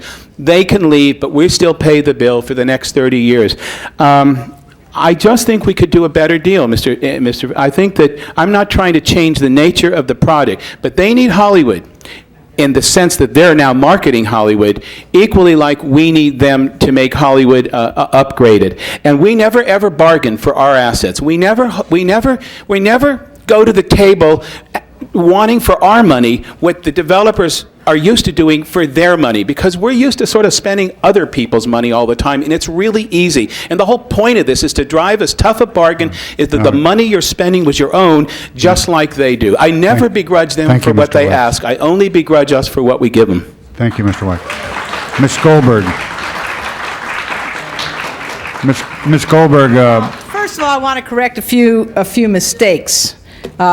The $1.7 million of cost to run the parking lot and maintain it is not paid by the city. It's paid by the developer. They said we'll pay it. No. Who will pay it? Ask them. The parking revenue estimates that have been generated for this not only cover the debt service, No, but just they yes also or no. they also cover the operations. So We don't pay the 1.7. We do, Jackie, we do. No, we don't. Anne Marie? Can we clarify? The maintenance and operation dollars from the garage comes from the tickets that the people pay to go in. Yeah. It's the people who No, but pay there's that no ticket. It's operating not coming costs from of the the garage. city. Who pays the cost? The city are the developers? The users of the garage. You're saying where we're going to get the cost we're going to spend is from the tickets, but we No, pay but it. they're Jackie, going we to do pay it. operate it. They're going to operate it at no cost to the project. The Trizac Han. That's part of the deal. They'll take it off the revenues. There will be operating expenses. Those will be covered by the revenues. Trizac has agreed to No, operate but there was it. going to be an operator that was going to have a contract to operate this. Yes or no? And yes. they're not doing that. They're not going to charge us to do it, and they're absorbing those costs. They'll take it off the top on the ticket, on the parking. Did you want to say something? All right, number one. Wait, Ms. Goldberg, No, go ahead, Ms. Galan, if you want to clear this up. I just want to make sure we understand, and I'm doing an adequate job of explaining this. We have projected revenues from the garage based on the people going in and paying the tickets. From that, we are suggesting and have analyzed a 20%, very high, as you all know, maintenance and operations management and operations fee out of those gross receipts, then the debt service, then the net of that left over after the bills are paid, the mortgage on the garage, the maintenance of it, $2.3 million conservatively. What is on the table, and I think I'm perhaps causing the confusion in some of the documents we prepared, is the management fee of that, not replacing the lights, not sweeping the garage. That management fee will be done free by Trizac Han, and that reduces those management and operation costs $275,000 a year. Okay, Ms. Goldberg, go ahead. All right, let me start again. Secondly, the business of the cap, there is no cap on taxes, Mr. Holden. What you were looking at was the base rate will come to the city, the next group will pay off the debt, and after that, that will also come to the city's general fund. There is no cap. There is no cap. But I want to talk a little bit about other distinctions. The possible sales that we saw at the arena was maybe $100,000 a year.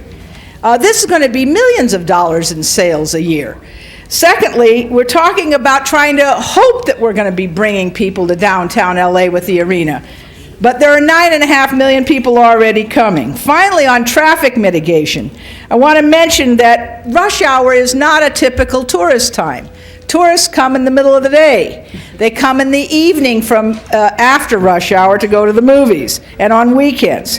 And also, there's a $4 million commitment already at 14 intersections for traffic mitigation. And there's nothing in this financial deal which prevents us from asking other mitigations as they come up in hearings around the questions of traffic control.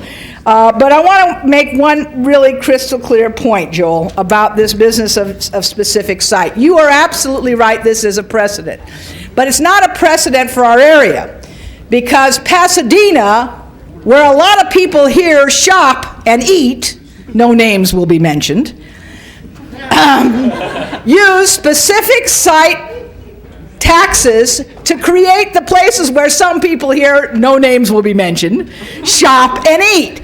As did Santa Monica's 3rd Street Promenade use this same device, where other members shop and eat. Now, I would like to have a place where we can shop and eat in the city of Los Angeles, where that revenue stays in the city of Los Angeles, and which enriches the coffers of the public fund so that we can provide better libraries and parks in the city of Los Angeles.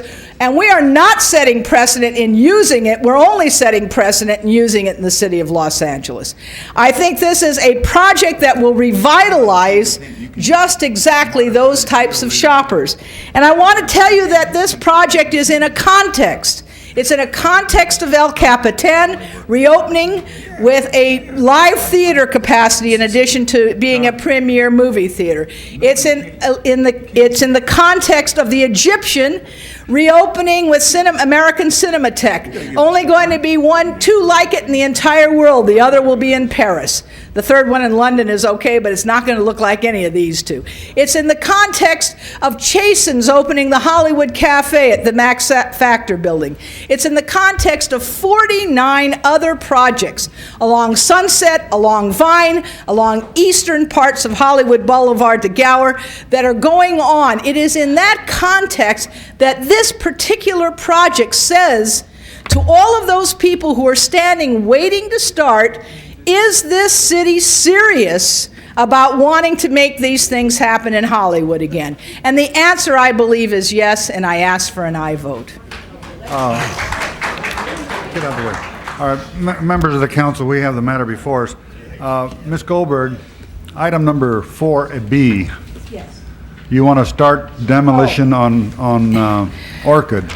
When we allowed the arena to do some advanced demolition, we made them provide us with a bond in case it didn't go through. And I think there's a bond in the contract. I'm going to vote against this because I don't think we can start demolishing Orchid at this time. No, it doesn't. It doesn't talk about it. No, it calls reducing Orchid. Does not call for closing Orchid. Well. Reducing the size of it to let them be able to begin to do the excavation. It does not call for closing Orchid. I'm still going to vote against it. Okay.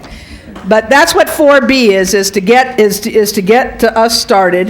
And 4A is a technical issue that deals with the fact that Trizec-Hahn and Ullman, which is the Orange, can't remember the name there exactly, Hollywood Orange, are still finishing their negotiations, and their deadlines for filing suits against each other ends next week, and they need a few more days. So something called a tolling agreement, which allows them to pretend let's vote on the matter. The time we have 4B. to continue lets them do that. Yeah, doesn't that go It holds first? time still. Okay, 4A goes first, so prepare the roll on 4A. Ask for an aye vote. Tabulate the vote.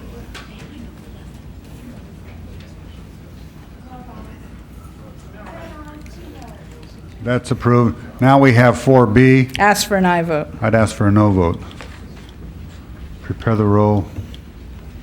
Tabulate the vote. 9 ayes, 3 noes. That's approved. Now we have 4 as amended. Ask for an aye vote. Prepare the roll. Tabulate the vote. You're registered as a no 10 vote. ayes, 2 noes. Okay. Thank you very much. That is approved. Wax winner. Again, those of you here, there will be opportunities to speak on this in the future. As far as I'm concerned, there's opportunity to change the financial makeup of this in the future, too. Yeah, well, we can turn it down, Nate.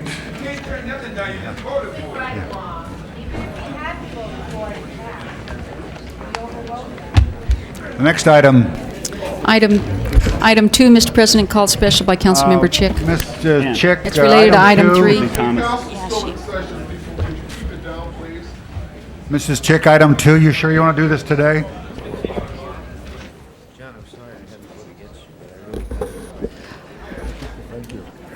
Actually, I would love to take it today, and maybe Yeah. since my colleagues have heard the subject before, we can do it very quickly and end very quickly, because this is really a common sense solution to a fairly mundane problem.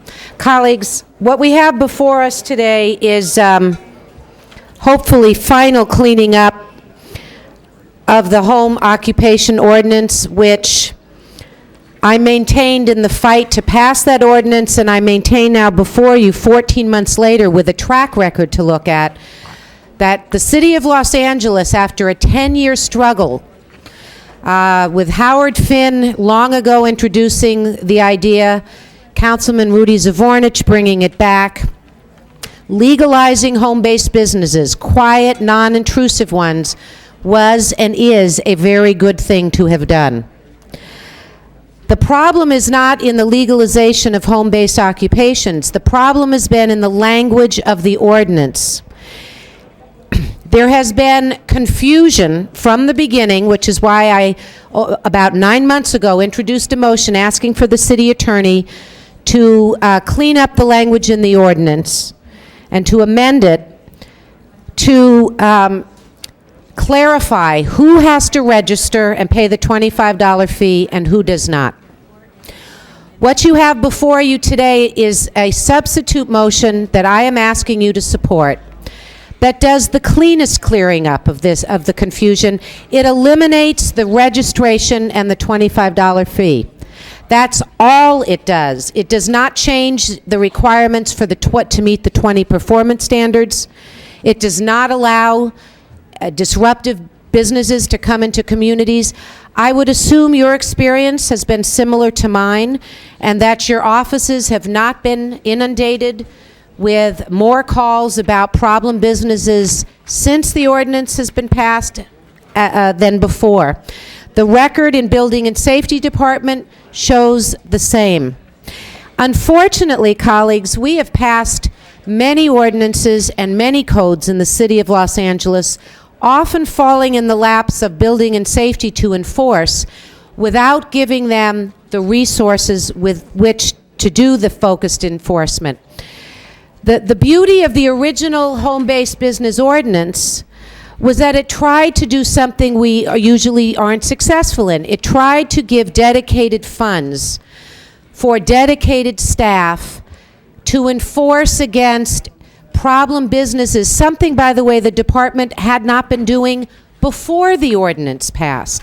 So what I'm saying to you is nothing about the home-based business ordinance has changed in terms of enforcement. We didn't have dedicated personnel before, and what I am proposing is that we go back to the same way we enforced against problem businesses before, and the same way, unfortunately, that we enforce most of our building codes, many of which have bigger impacts on quality of life and blight and appearance of neighborhoods than the home-based business ordinance, and that is by complaint.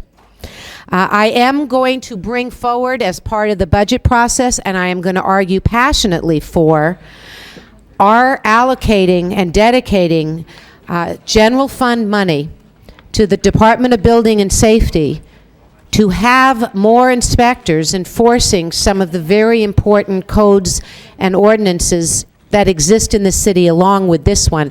Public Safety Committee already has acted on requesting some funding for the commercial signage ordinance, something that I think affects all of us in our commercial districts, where we end up getting blight and problems from illegal signage. So if you need to ask questions of our city attorney, we have staff here. I am sorry that this didn't come in the original crafting of the ordinance. Our legal advisors did not point out to us that, in fact, we needed to exempt certain businesses from registration. We are doing that now in the cleanest and simplest way, and I ask for your support for my substitute motion. Thank you. Okay. Is Ms. Goldberg here, or Mr. Alatorre? Ms. Goldberg went out that way, Mr. Alatorre went out back.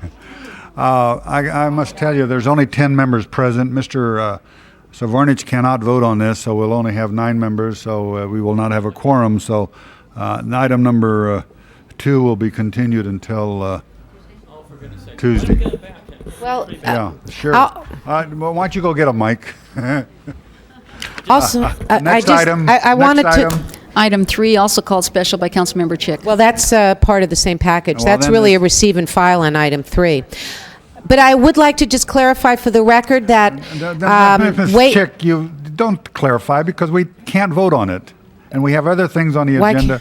And I'd like to get the agenda done because members want to leave. we do have a quorum. Hold it on a table for what? I think Jackie's coming back. Well, if, we still don't have 12 for an ordinance. Okay, the next item. 24, special, a card was submitted. Okay, we have a David Snyder wants to be heard on 24. David Snyder.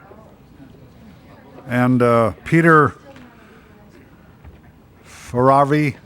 That's Peter Faravari. He was unable to stay. Okay, go ahead, Mr. My name is David Schneider. I live in the Latunet Canyon area of Los Angeles, and I've worked for the Department of Water and Power for 29 years.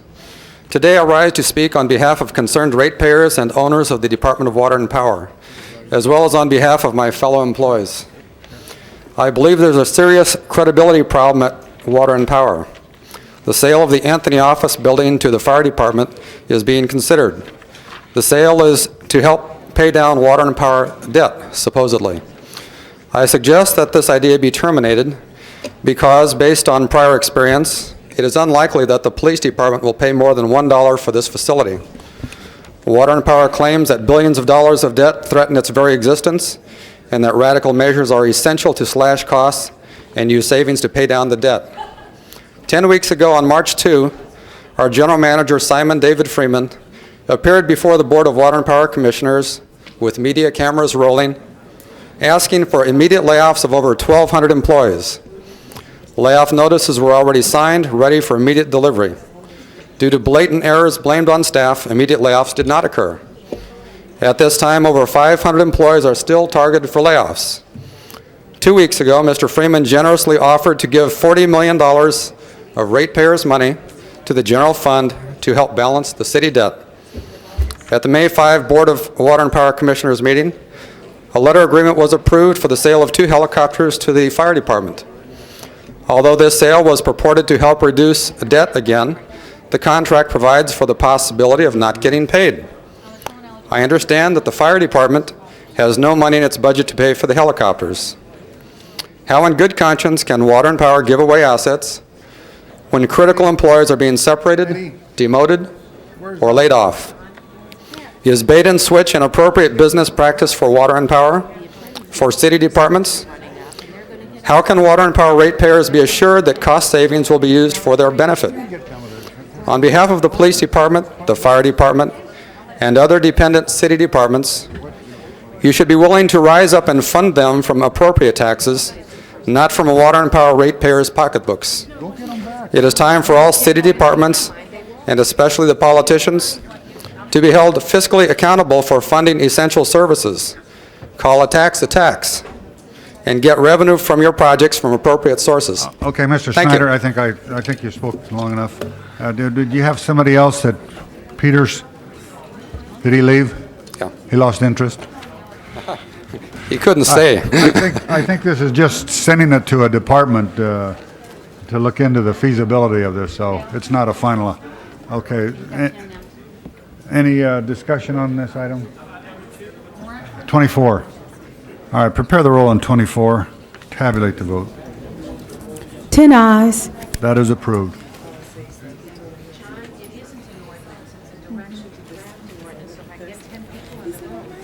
Well, can you get them?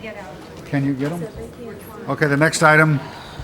Special one, Mr. President, is a motion introduced this morning by Councilmember Goldberg. It's relative to an offer of reward. The city attorney will explain the findings to you.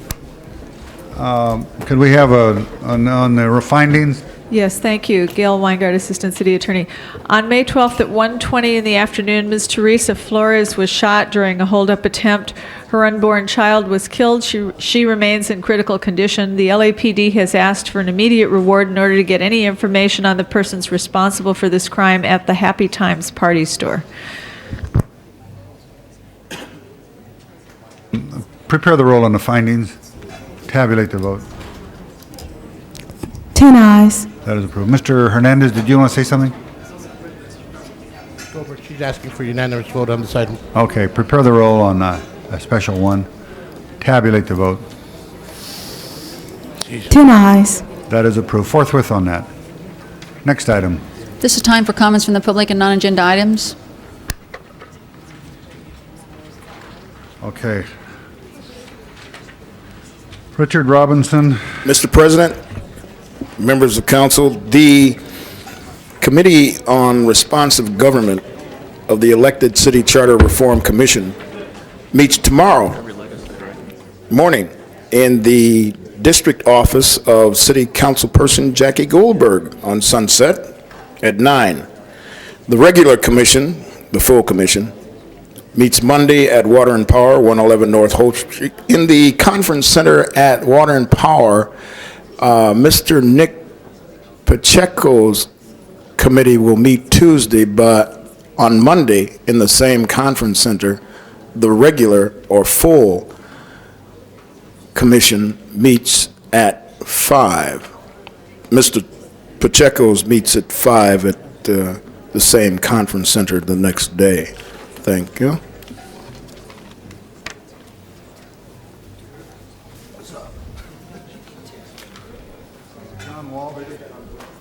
John Walsh. Better late than never. The Taj Mahal Mall that we're building. Oscar goes on welfare. The Taj Mahal Mall. You will live to rue the day because the Oscars can walk out of that theater any time they want. But you just committed the city of Los Angeles to $250 million in bond debt as a personal favor to Jackie Goldberg. Stealing Oscar from South Central and the jobs that were in South Central when it was appearing at the Shriners. 3,000 parking space garage. You will have to have over 1,000 people in that garage a day, 365 days a year to break even. You're having a parking lot, the second largest parking lot in the city of Los Angeles. It's being built, ladies and gentlemen, I want you to understand. First, we spend $4 billion building a subway to discourage car travel to Hollywood. Then we spend $60 million plus bonded indebtedness, $100 million to build a parking lot right next to the subway station to do what? Encourage people to travel by car to Hollywood. This is what we have here.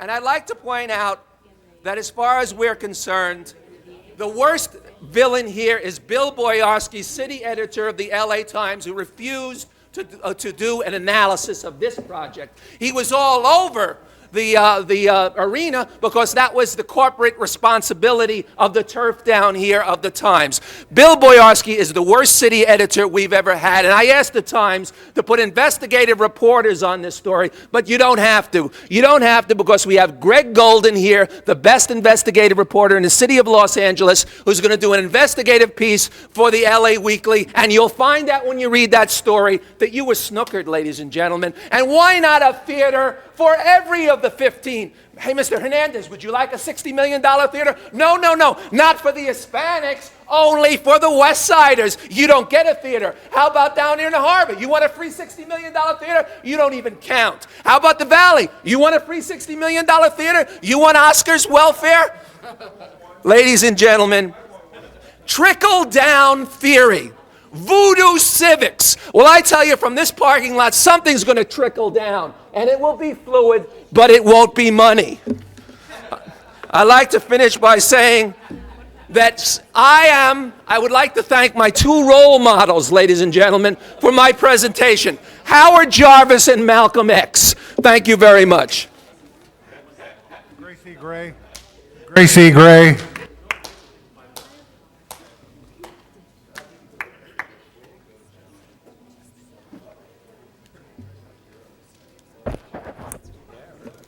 Good afternoon.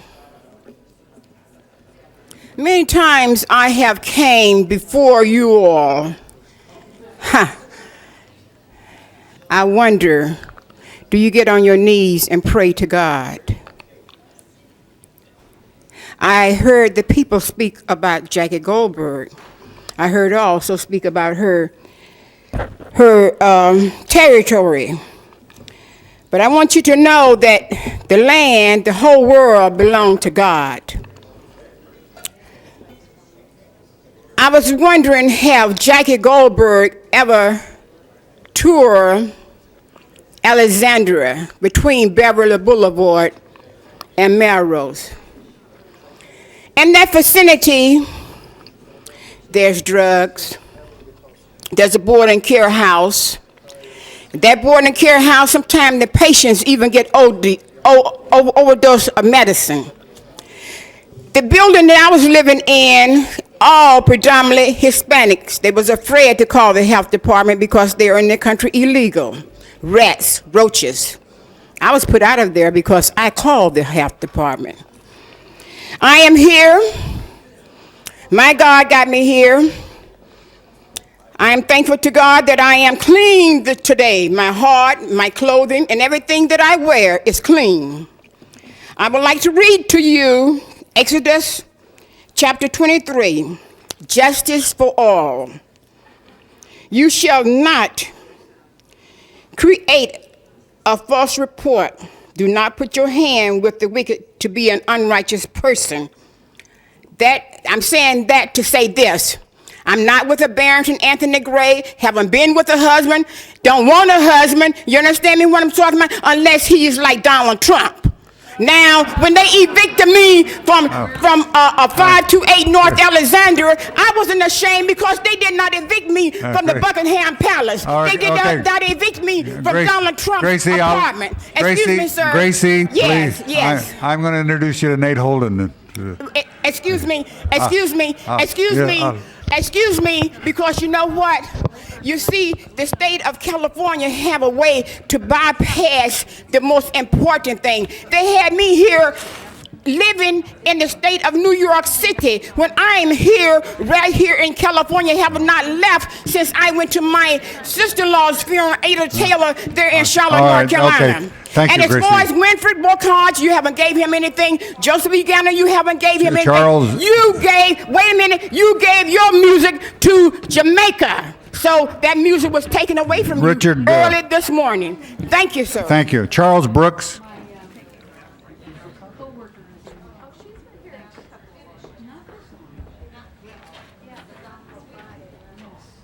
My name is Charles Brooks. Hold up. Oh, yeah, I'm kind of tall. Yeah. My name is Charles Brooks, cook at USC, member of Local 11, and this is Blas Perez, my good friend.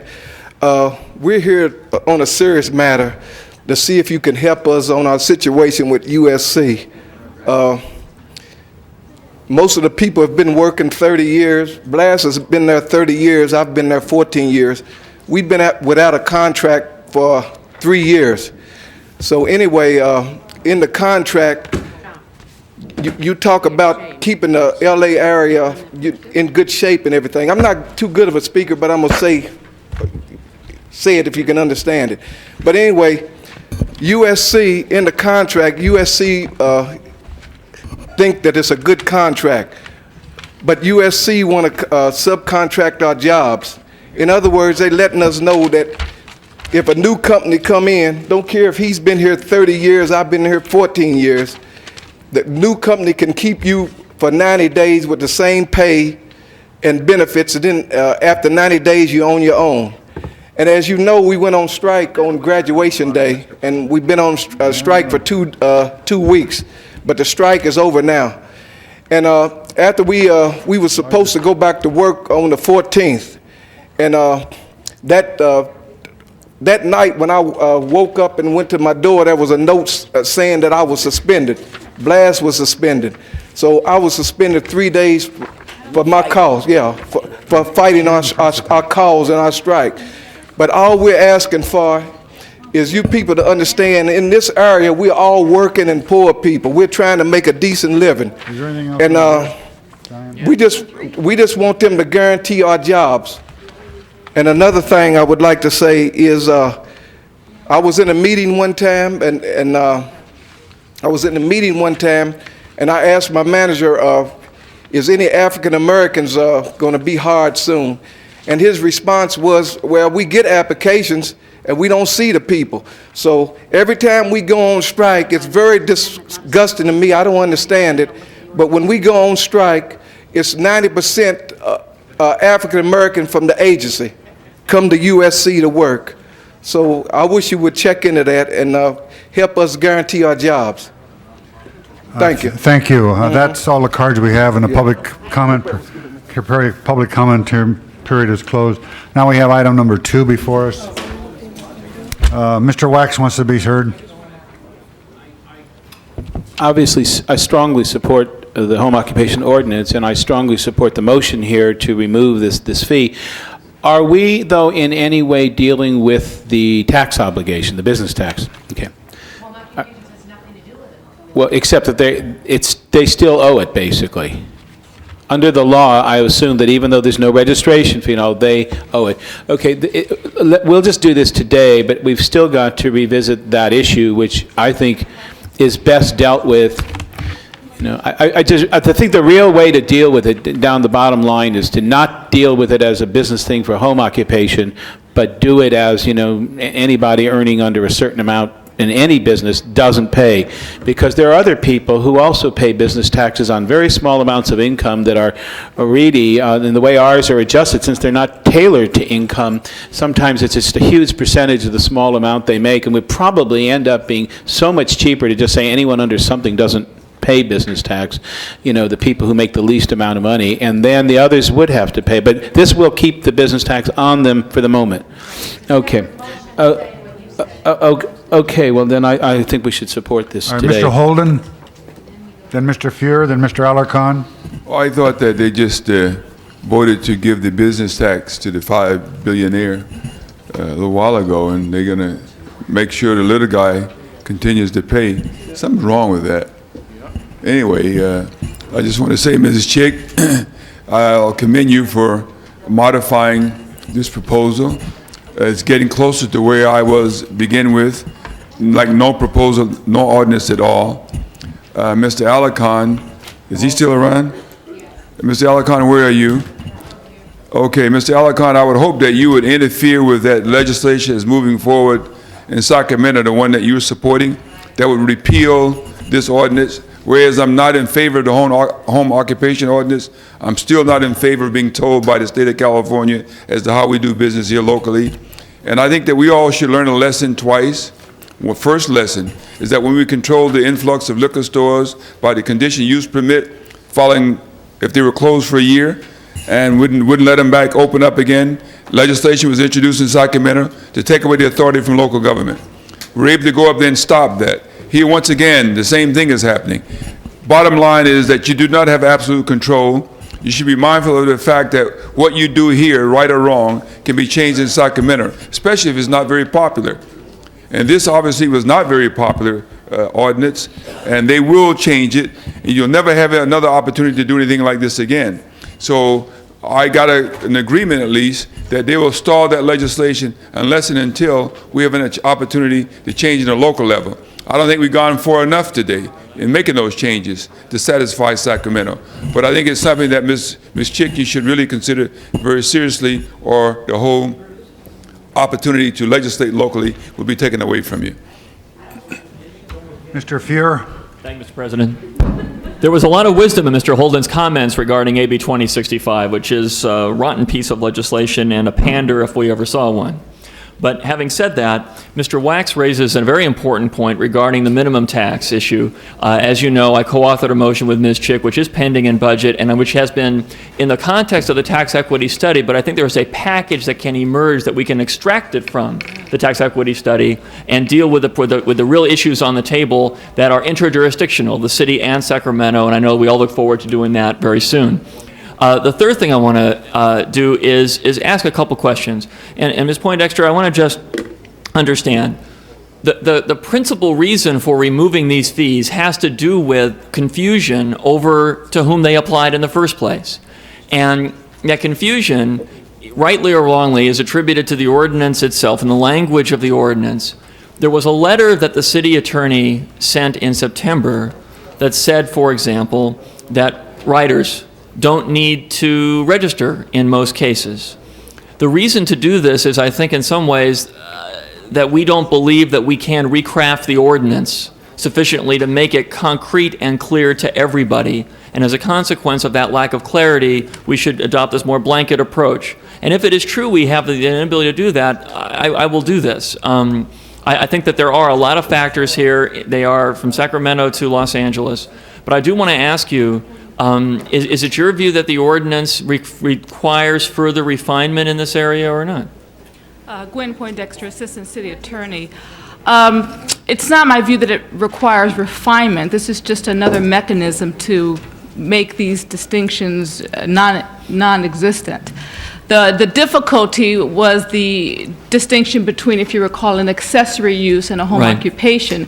Those categories are still in the zoning code, as they've always been. And so what this does is just eliminate the difficulty that apparently arose in the public's eye as to, am I an accessory use and am I a home occupation, and when do I register? This just eliminates that category and allows now home occupations to just operate as a matter of right, along with all the other uses in the zoning code. I think bottom line, we should look at what's happening throughout the state as sort of a package.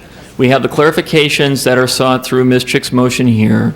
We have the importance of establishing a minimum tax threshold for all people who earn little or no income in the course of a year, and extracting that from its current process is a good idea. And the city needs to be able to gain access to information that the Franchise Tax Board has about who's a business and who's not. Putting all these pieces together makes some sense. Doing them in isolation, I have problems with, but I think that this is a catalyst for the balance of that activity, and I'll support it today. Mr. Alarcon.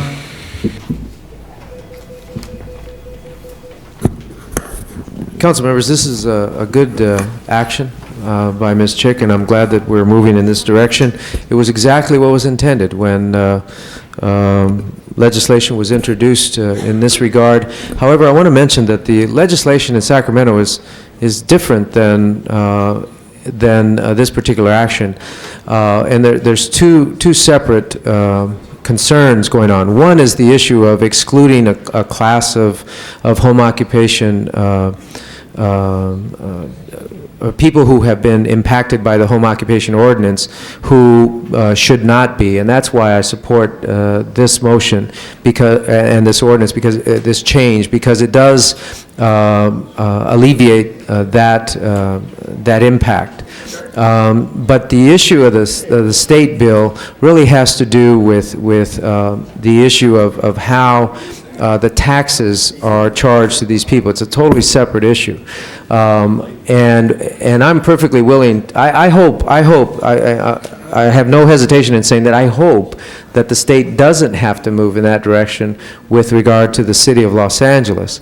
But that is an issue. If we resolve this, then I think it'll move us a lot closer to finding resolution at that level. So I support the amendment, and certainly when we passed this ordinance in the first place, we in fact, I remember Ms. Chick saying that there will be changes that come back after. In fact, we talked about a sunset clause. We didn't go in that direction, and the reason that we talked about that was because we knew that there would have to be modifications to this ordinance because we didn't know where the negative impacts might be. I think we've resolved some of that, and I think we should move forward, but we should also be mindful that there may be some other unintended negative impacts that we would be open to reconsidering. In any case, I support this, and I applaud Ms. Chick for being open to resolving it. Enter. I think the debate is closed. I wanted to ask Nate what it's going to take for him to like the bill a little bit more. Don't, you'll start him off, please. Prepare the roll on item number 2. Yeah, Prepare the roll on item 2. 2A is the amending motion, Mr. President. Yeah, 2A. Tabulate the vote. 10 ayes. Now you have 2 as amended. Your parole officer called you, Nate. Prepare the roll. You have a committee report before you as amended. Prepare the roll. Tabulate the vote. 10 ayes. That is approved. Forthwith on that. And the ordinance will have to be redrafted to come back to council when it's ready. I don't know when that will be, when the city attorney finishes and the planning commission. All right. Yeah, we heard that before. Item 3 now is before you. What is item 3 going to do? It's related to item number 2, and it's a Receive and file. Are there any objections, receiving and file? Seeing none, that'll be the order. Unanimous vote. Motions for posting and referral. Unanimous vote. Excuses on the desk. Councilmember Ridley Thomas has requested to be excused. Personal business, May 15th. City business, June 3rd. Motion is required for both dates. Anybody Chick want to make a moves. motion to Chick. excuse Mark? Ms. Chick, unanimous vote. Councilmember Chick has requested to be excused. City business to leave at noon on May 27th and leave at 11:30 on June the 5th. I need a motion for both dates. Mr. Holden, would you remind Mrs. Chick that the meetings start at 10 o'clock and they last until they finish? Those days I don't need to be excused early because council will be over on time. Oh, that was a dirty slap, Mr. Holden. Taxpayers will lose again, unfortunately. Mr. President. Okay. Mr. Hernandez? Yeah, Mr. President, members of the council, before we go to the adjourning motions, I just wanted to announce this weekend we have a very special celebration, City of Los Angeles. It's called Presencia Cubana in Los Angeles. It's the Cuban community of Los Angeles celebration at Echo Park. And if not the foremost, one of the foremost artists of Cuba, Cachao, is going to be playing there. And I just want to invite everybody to have a Cuban experience in Los Angeles at Echo Park. It's on Sunday, and it's on behalf of Ms. Goldberg and myself from 11 a.m. to 6 p.m. Okay, thank you. All right, anything else? The desk is clear. We have adjourning motions. Would everyone please stand? Yeah, I'm going to do that. Members of the council, I'd ask we adjourn in memory of Vincent Henry Larnahan. It was Tom LaBonge's uncle. He was an expert on Western civilization, and he taught at Pomona College from 1949 until he retired in 1982. I'd also ask that we adjourn in memory of John Larnan, who passed away in an automobile accident. He leaves his wife and 2 children. He was, and his father was a very good friend of mine. And I'd ask we to adjourn in Frank Sinatra's memory. I think all members on that.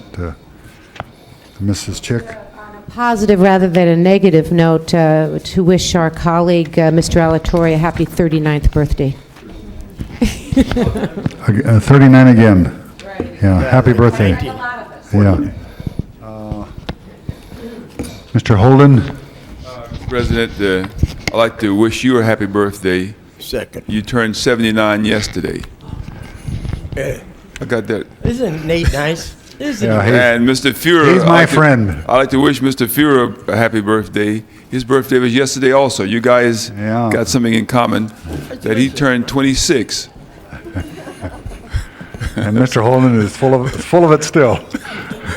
John, you're a much younger man. We all know that. Anyway, Mr. President, I'd like to adjourn in memory of Mr. Oswald Lewis.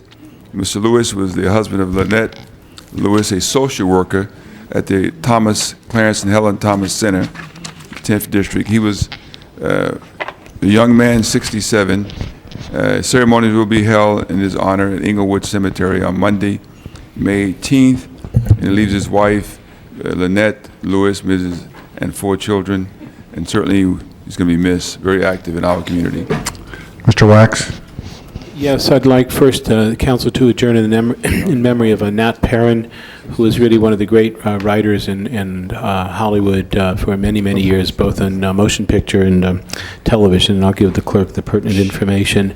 And also Martin Robert Philpott, who is the father of James Philpott, a good friend of my deputy Greg Nelson, but who had been for 25 years in Los Angeles as the special agent for the U.S. Treasury Department, and he leaves his wife, 2 sons and daughter, and I'll give the clerk the pertinent information.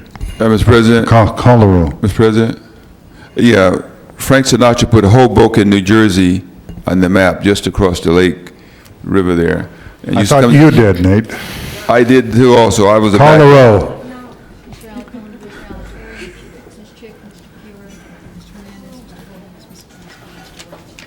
The council is adjourned.